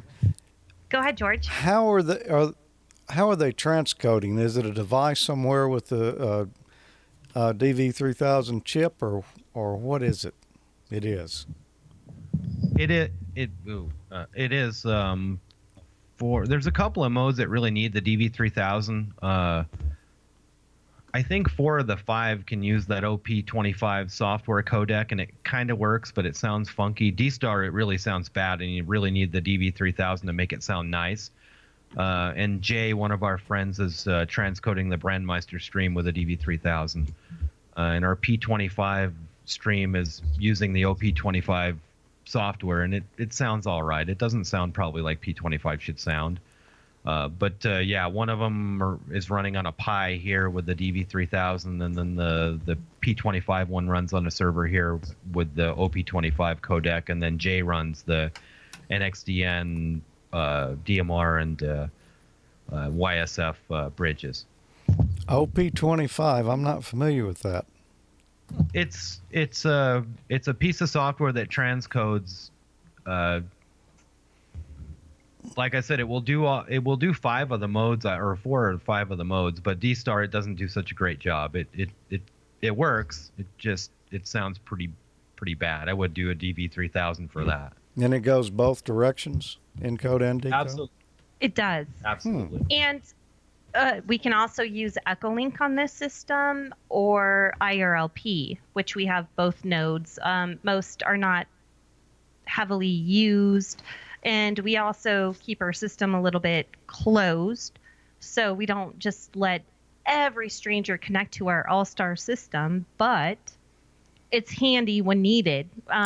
Sometimes we need to link one repeater system to the other during, and we use it a lot for Aries stuff, but if you wanted to monitor something, you just link it up and monitor. There's a lot of other reasons, Skywarn, stuff like that, where we have such rural places in Colorado where it's needed to link all of that stuff up. And Jeff probably has more input about why we would do this, or actually he just does it because he can, but and it costs us more money. Just gonna go ahead and put that out there a little bit. But why don't you talk kind of about the equipment that you need to do this, Jeff? Try not to bounce the mic. The shock mount is dysfunctional right now.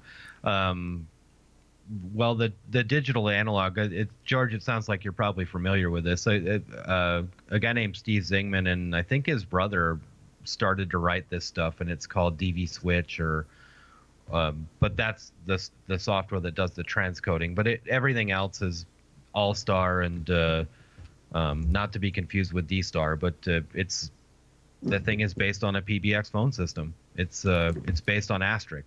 So, in fact, there's a phone sitting on the desk here that runs on a little PBX on a Pi here. But same thing. He just wrote extra code into it to make it controller repeater.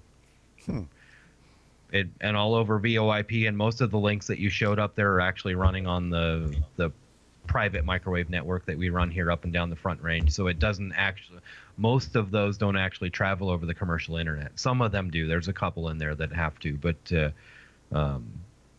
the bulk of them are actually on a private, it's a point-to-point microwave network based on, we're using microtick radios that we've moved into the amateur part of the band. So I guess with y'all having a lot of mountains around there, that gives you good places to set up microwave links. It's probably a lot easier for us than it is for a lot of people. That some of the with off-the-shelf microtick radios and 2-foot dishes at 5 gig, we can do 50-ish miles pretty reliably. And yeah, with the more humid climates and flatter land, it becomes a little more challenging. Wow. And those are mountain camera sites where we put some cameras on there. It's nice to see the snow totals on some of them. Of course, at night it's a little bit hard to see. Yeah. But what else was I going to say? They basically use, what do you typically use for your microwave dishes? 5.8 in the amateur radio band. It's all 5.8. Yeah.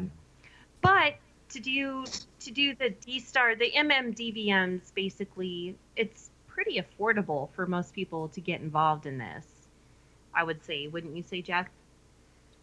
Oh yeah, and you guys were talking about Pi-Star a little bit earlier, and we actually have built a couple of machines, actual repeaters with an MMDVM board and Pi-Star, and it's sitting on a mountaintop and supports all 5 of those modes. It's an affordable way for somebody to get into and provide, I suppose, all 5 digital modes to the community without having to have 5 repeaters. The one thing I want to talk about, though, is audio on digital compared to your analog. So when you're coming into an analog system and you're using your D-Star, NXDN, P25, Fusion, if you must, really. Yeah, go ahead and laugh. It's fun. These are the problem parts of it, and you have to adjust it correctly. And that's kind of what they've been experimenting with. Jeff and his buddies have been doing all of this, trying all of the different modes out. And that's one of the biggest challenges I would have to say is involved with it. Yep. You want to steal the mic? I'm going to steal the mic. And it's hard to convince people that are used to analog to have digital traffic coming over to analog. It just sounds funny, and they can't really wrap their heads around it. Some people kind of adapt to it, and they're like, all right, it sounds okay. It's communications quality. I can understand what you're saying, but I love analog myself. I mean, the fidelity in it just sounds great. And then, when you send DMR or D-Star or P25 or whatever over to analog, and it doesn't sound as nice as analog does. Yeah, well, and I noticed the same thing. There's some people that I have only ever heard on analog, and others that I have only ever heard on digital. And if the streams get crossed, you don't even recognize the person. They sound so much different. Yeah. Do not cross the stream. Do not do it. It's in the movie. Check it out. Yeah. Well, it is definitely, and that's the. When you bridge all the modes together, it gets pretty interesting. Speaking of crossing the streams, I've got something here I'd like to share with y'all. We'd love to see it.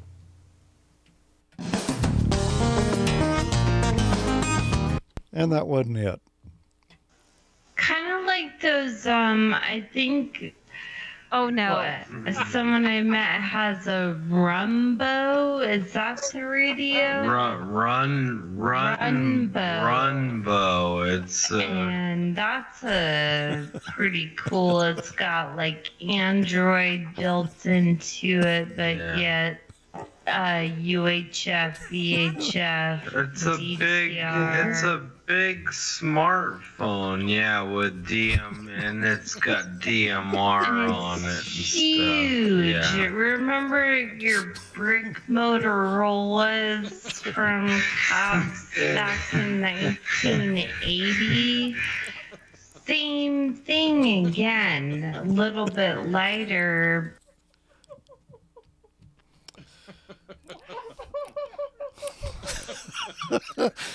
Welcome to Half Speed Theater.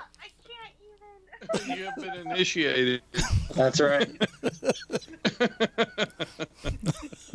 You know, when I sent that to Tommy, the first thing I sent to him is, Amanda's going to hate me. You're darn right. Well, yeah, you cut something in half like that, and you just really never know what you're going to get. I don't even know what to say. I'm like, how did our dogs not come running out here right now because we were making such a ruckus? Mike, really? It's pretty good. No green chili for you, Mike. No green chili. Oh my gosh.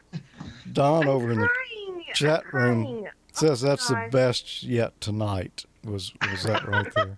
Well, yeah, that was pretty good. Somebody the bad had to thing is win, we I sound guess. like that already. Yeah. Wait, what?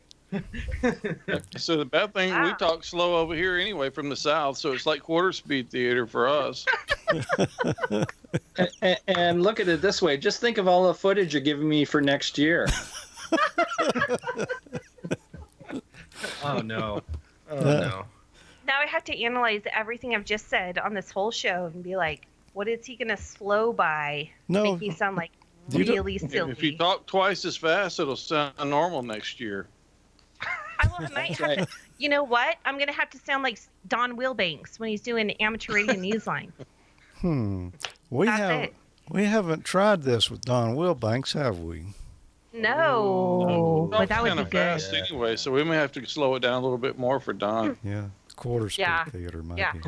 He talks super fast. Like, I don't know. I can't do that speed. I can't do that. No. But I love Don to death. But him talking. How about this? Wow. How about half speed theater when Don's imitating George's voice?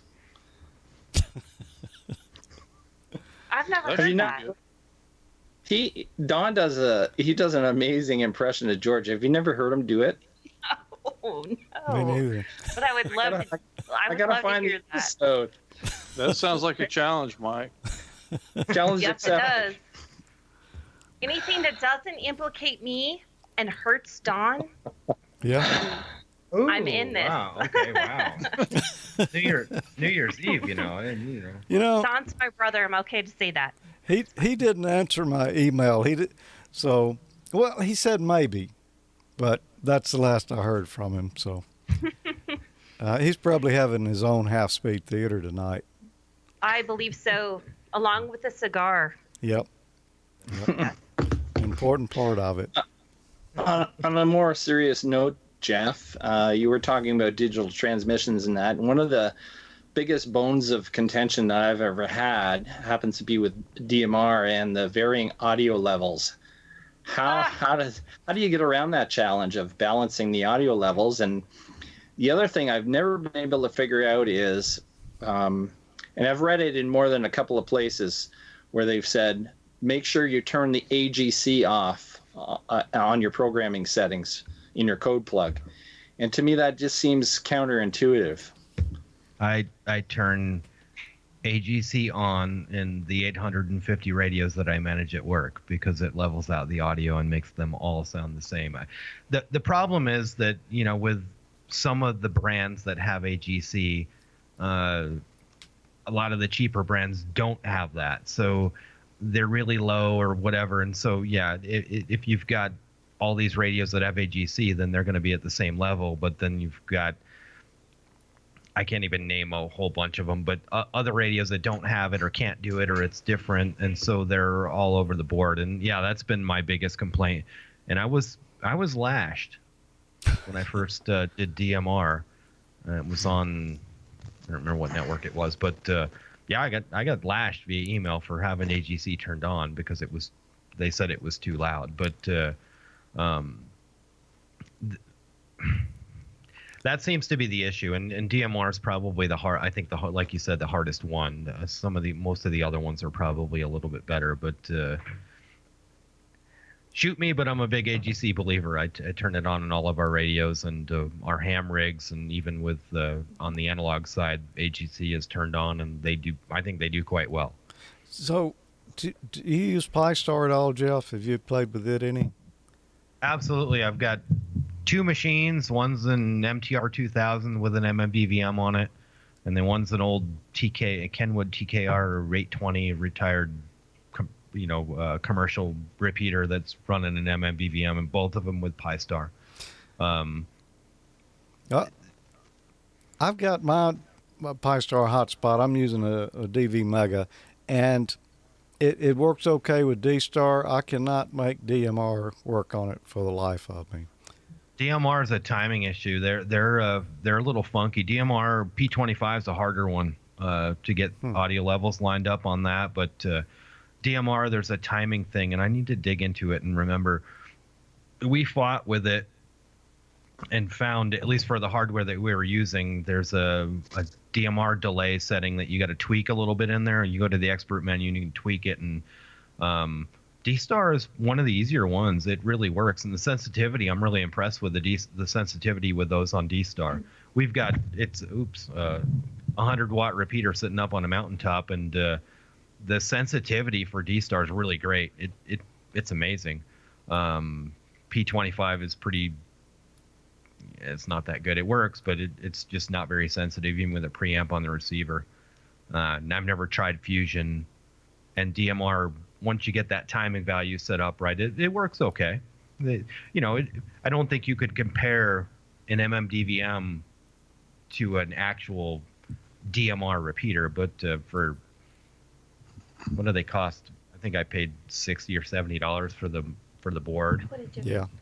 So I really wanted to do and I'm gonna get because you didn't get me one. The taster's choice test on this audio stuff for you guys. And it's unfortunate because the server that hosts one of these nodes actually failed on us tonight while the guy's out of town doing some snowmobiling. And I was really like, we've got to show these guys what D-Star sounds like compared to P25, compared to D-Star to DMR. And unfortunately, it failed. So we were really hoping to show you that so we could just key up and let some of our friends come back on different nodes or modes, I should say, and show you guys. But unfortunately, that didn't... Our friends may not be awake. That didn't happen tonight. So that would have been really cool. So you could hear the difference of the audio. This is how I would like to put it. D-Star makes you sound like you're only 2 sheets to the wind on analog. And DMR might make you sound like you're 3 sheets to the wind. This is my analysis right now. Please bear with me. Whereas NXDN, maybe 1 to 2 sheets. Again, we don't really have any Fusion users around here, but what I've heard of Fusion, it really does not sound that good. It's really muddy and very hot. So it just sounds like everybody's swallowing their microphone. Transcoded to analog. Yes. Okay. That's kind of my intake on it, and that's my analysis of it. But it's all things to keep into consideration when you want to do this kind of what's the word I'm looking for? Transition from digital to analog. Go ahead, Jeff, because he has so much more input. Well, I don't. I don't want to hog it, but yeah, the nice thing is that you can allow a user with a D-Star radio to participate in a DMR conversation or whatever, but there's still going to be some loss in quality. But Mike, to go back to you, yeah. So that was my answer about AGC and audio gains, and I think it's an issue, and when you're constantly on your volume up and down, turn it up because somebody's really light, and then somebody comes back and the neighbors can hear it next door, and you're turning the thing down, and you're wearing out the volume pot on your radio trying to listen to a conversation. It's kind of rough. I wish there was a standard or a way to level out audio to make them all the same. Well, that was one of the big selling points on D-Star as compared with Echolink, because all the D-Star rigs were pretty much, made by ICOM. Of course, Kenwood's got one, and there are some other, rigs that people have built, and you can buy hotspots and different devices that do D-Star now. But there was a sort of quality control on audio levels, but on Echolink, it's anybody's guess as to what somebody's going to come in at. I mean, if you set it right, it can sound good, but not a lot of people get that. Well, yeah, without a service monitor and setting deviations correctly, yeah, and Echolink can sound really good, but a lot of times, unfortunately, it doesn't, and a lot of other modes do. I've heard other VoIP link systems that especially when they come in on these. Some cell phone or computer and some machines sound rough, and they send courtesy tones and telemetry and stuff up the network that they probably shouldn't be sending. Yeah, you get DTMF tones coming up a network. You don't know who you're going to mess up. Exactly. And it, for me, it's annoying. I mean, maybe it doesn't annoy other people, but when I have to hear somebody else's courtesy tones coming across the network or whatever, or the hang time from another link, And that's a rough business with all repeater systems, is that there's a controller on it, and they decide, am I going to have this much of a hang time, or am I going to have no hang time? Am I going to have a courtesy tone? And these are all decisions. I would love to have a standard. Let's put it that way. But we link to so many other systems that sometimes it's difficult to deal with. And Jeff has his now as no hang times, no courtesy tones whatsoever. Want to explain that? Well, not this Thanksgiving, but last Thanksgiving, we had somebody on one of the repeaters that spent about 16 hours, 7 times an hour, listening to the courtesy tone. Just kerchunk, kerchunk, kerchunk, kerchunk, kerchunk. I was like, that's it, it's over. And when I turned off the courtesy tone, it pretty much solved the problem. At least now when somebody kerchunks, you just hear a pff, and that's it.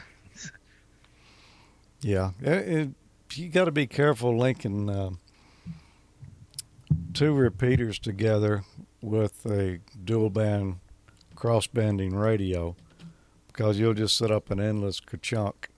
Ping pong, yeah. Yep. Ping pong doing that. Well, it's coming up on New Year's, guys. Yes, it is. We've got about 1 minute here. You want me to try to open that thing and not kill anybody? You can try. We do have a bottle of champagne that Jeff is going to live open on your show. So if nobody dies, it's a win for you, George. Well, I'm going to stand behind something over here somewhere, so just in case. You'll shoot your eye out. Yeah. So here we're going to have an bottling. Do not point that towards me. Oh my gosh, no! I'm ducking. Oh, okay. Oh, it was harmless. Perfect. Yeah. I would have let the cork fly, though. Really, Mike? Of course you would have. We have 2 monitors here that could die. Possibly our dogs. Just saying. Yeah. Not too bad, Jack. Not too bad. He's going to pour us a glass of bubbly here. And it's midnight. Happy New Year, Mountain people. Happy New Year, everybody in Mountain Standard Time. Yeah, we've been doing this. Well, the first person we talked to was Nigel, and he'd been in 2019 for several hours before. Of course. And Andy, we had Andy on here from Puerto Rico. That was really nice to see Andy on. It was. Yeah, it was. Except for all of the fire. Happy New Year, dear. Okay. It was, yeah. They had a lot of fireworks going on there. That was crazy. Yeah. Yeah, it sounded like right in the house. Yeah. Or were they? We're rednecks, so if you hear anything, it's gunshots. Just gonna go ahead and put that out there. Yeah, same around here. Although we did have a lot of fireworks. That's all everybody's got. Yeah. I'm okay right here in the suburbs, but if I went into the city, it is probably gunfire. You're funny, George. Well, and Jeff wanted to show our temperature here because y'all are crying about 50 degrees. I heard you guys saying it was frigid at 50. Can you guys see that? Yeah. 9.8. Wow. Wow. I don't think it's been. And we run a pellet stove, so we keep it like 77 inside. Yeah. 77. Don't judge us. We like it warm. We like it warm in the winter time. I like a lot of heat. My grandmother keeps her house at 77. Well, I think we've probably got some good stuff collected there now, Mike. But I don't know if it's anything that can top last year yet. No. Let's find out. Oh no. Oh no. Does it really? Yeah, and you can, I think you can send images digitally, but they're pretty low res images. They were like, if I remember correctly, maybe we're 320 by 240, so it's not a very good image, but it's probably better than nothing. And one of the other cool things about our repeater system here is how I don't know the word. I'm sorry, guys. Too many beers. I can't remember the word I'm looking for here. But, it's versatile. You can disconnect this repeater from this one, and you can link this one, and we also have kind of a GUI page where we can go and see the status page of the system. And you can see all the individual repeaters, and they're all listed. So when somebody's talking, one lights up, and that bar highlights, and you're like, oh, okay, so someone's on the Fremont County repeater. But then also it's handy when you're running local nets and you see two bars light up at the same time. You know somebody doubled, and you say, okay, well, I heard the one from Fremont, but I didn't get the one from Westcliff. You go ahead and try again. I can't even. Mike, I will never forgive you for this. Never. I heard you guys say earlier that Valerie was busy, and I think now I know why. You know why. Someone gave her forewarning. Just saying. That was awesome. But that's all we got. So you don't have to worry. That's the worst. That's safe now until next year. That's yeah. That was plenty, by the way. Plenty. I'm not responsible for the source material. I am not a wino. Not a wino. Well, no. What? What? I'm not a wino. It's a champagne. Is that Welch's? I don't think so. Yeah, this is Welch's right here now. So no, Mike. No. I might be a wine out. Well, thanks for being good sports. He did it to us too. Well, thank you, George. Thank you, Mike. Thank you, Tommy. By the way, we just love your guys' show all the time. And if it wasn't funny, I wouldn't have had a hard time breathing. So yeah, I can laugh at myself. We're probably gonna catch a little flack for this. he somewhere. actually has to go change his underwear later. What? What? Oh yeah, it's it's a. We didn't want y'all to feel left out. That's We appreciate the love. Definitely. Awesome. Yeah. Yeah, and the chat room, they were, I was laughing too hard to really watch that. So, yeah. Yeah, we didn't have that pulled up, but thank you, chat room. Yeah. Thank you, Amateur Logic. By the way, George, Tommy, Emile, Mike, you guys bring so much to the amateur radio world. What can we say? You guys are awesome. So thanks for doing what you do, and Happy New Year. Well, Happy New Year. Happy New Year to you guys. And you can say, like, our theme is, hold my beer and watch this. That's, That's a good saying. That was I like kind of that. the idea. I've never heard that in my life from Jeff, ever.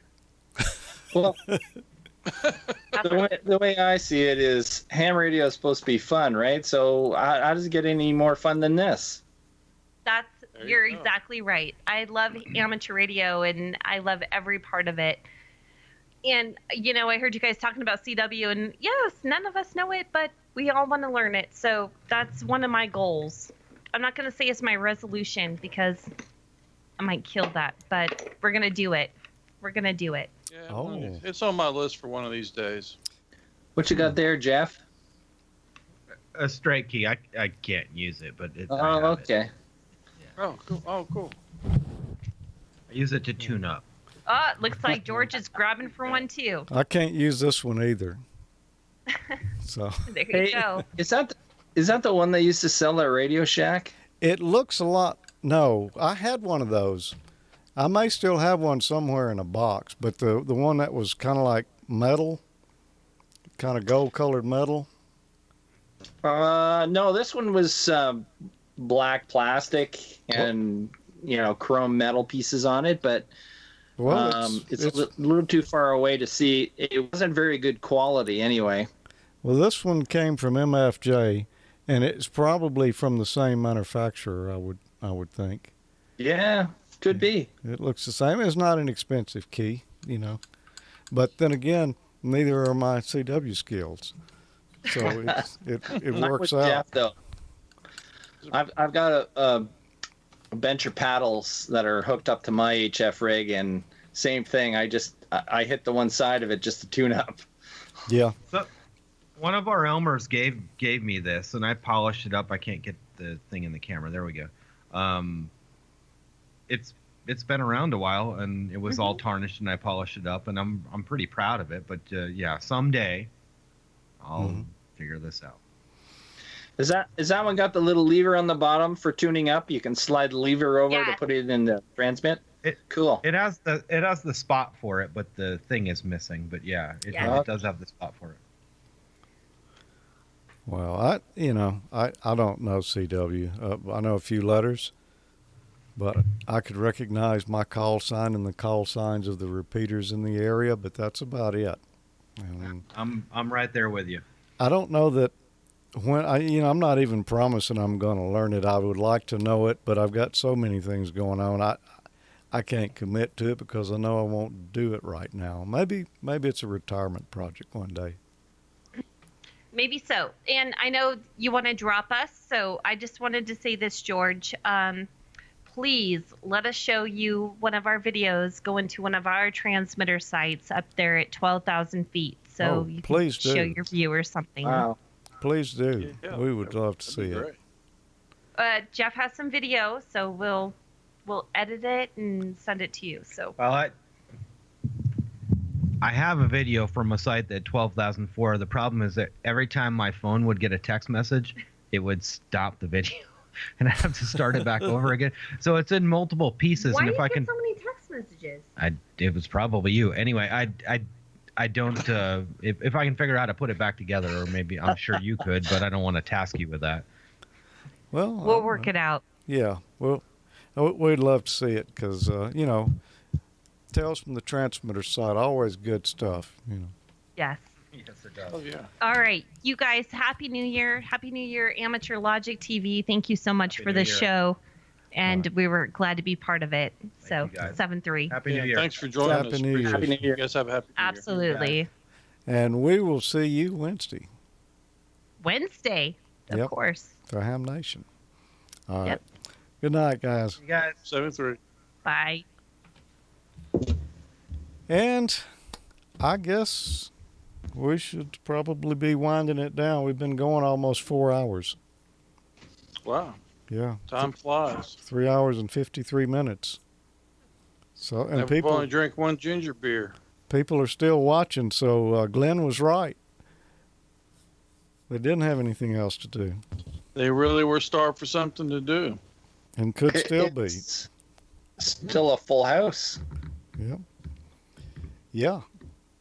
Yeah, There's it's still 44 in there. still good many people around. This was a fun show tonight. I Yeah, think it's been great. It's been a lot of fun. there were a few rough spots. We would have liked to had more, but you know, at least we managed to get a But few those in. are to be expected. Yeah. Oh, yeah. Yeah. Overall, I think everything worked out pretty good. We had a good crowd over in the chat room there. I didn't get to, you know, to watch it all. I saw, every time I looked, though, I saw something in there that grabbed my interest. Yeah, it's been kind of hard to keep up with it. Yeah. I don't want to look too much because then I'm just looking to the side instead of toward the camera. Yeah. Well, now you can look at the camera. But, yeah, it's been a lot of fun. And we appreciate everyone that watches the shows and supports us. And, you know, we're just doing it for fun. Oh, yeah. Yeah, it's a good, clean, fun way to spend your New Year's Eve if you didn't have anything else to do. Appreciate everybody hanging with us. Yeah. Who knows? Maybe we'll do it again next year. Maybe. It's possible. We kind of wait till the last minute to plan it. But that's how we roll on everything. Yeah. Yep. Like to keep surprised. So we'll be back with another Amateur Logic around the 15th of January, 2019. Yep. That'll be here before you know it. I got to write 2019 real big and hang it over there in front of my desk for, you know, for a week or two till I get used to it. Especially if you're writing checks. Yeah. Does anybody still do that? Oh, occasionally. I write 4 a year. Yeah. I occasionally write one, you know, just for practice. There was some news that came through today about Maplin. Do you know what Maplin is in the UK? It's a chain of electronic stores. Oh yeah, I think I've heard of that. Well, they were falling under hard times as well, and I think the last time I was following the news on them, it was in the summertime, and they were basically selling off all their inventory, and they were basically closing the doors. But the news, and I was kind of wanting to ask Nigel if he had heard anything more about it, but apparently they still have their website up, and if you go to their website, it says, "We're back and we'll be celebrating our website relaunch very soon." So what that means, who knows? But it doesn't sound like they're, closing doors for good. Well, I think Nigel's back in the chat room. Oh, really? He may answer you. He got up. I guess he saw. Yeah. Or, well, he didn't get much sleep. No. I thought I usually ran on a little sleep. He's got me beat. Yeah, me too. Wow. Yeah, there's quite a few that are still in there. Well, thanks for hanging in with us. you guys. Yeah. Um, No. We might as well go another 3 minutes so we can make an even 4 hours of it. Sure. Probably make it 3 more. Yeah. Without having to break out the Puerto Rican coffee. Yeah. I honestly thought about midnight would start dropping, but no, well. Midnight Central Time? Yeah. That would have been pretty early. Well, it would have been an hour ago, 1 hour and 15 minutes. So. I don't even normally go to bed regular time, even when it's not New Year's Eve, by that early. Yeah. Oh, yeah. Well, thanks everyone for joining us for this. It's a lot of fun and great community there. We really appreciate everyone who watches the shows and supports us. And we had a lot of stuff on here we didn't even get to tonight, and that we'll have to use some of that in the future here. But So we're going to come back tomorrow night? no, I don't think so. I got to work. Mike, come back and see us again soon. It's been great having you on, 2 times just recently. Yeah, it's fun, and I've got some irons in the fire here in terms of projects. If I could only get them, I guess, documented, so to speak, like to talk about them and show the folks what I've been up to anyway. But I need to get some stuff done around here before that can happen. Yeah, well, it's I was gonna say 7-3 in the chat room, but my keyboard gave up. Oh well. I guess I'll have to go old school and use the touchscreen. That's old school? That worked. Well, yeah, I've been enjoying this Bluetooth keyboard, but I guess after several months of use, I finally depleted the battery. All right. Good night, everyone. Thanks for being here. And we'll see some of you Wednesday night on Ham Nation, and we'll see some of you around the 15th and throughout the year. Yep, 7-3, and have a Happy New Year. Yeah, happy 7-3. Happy New Year.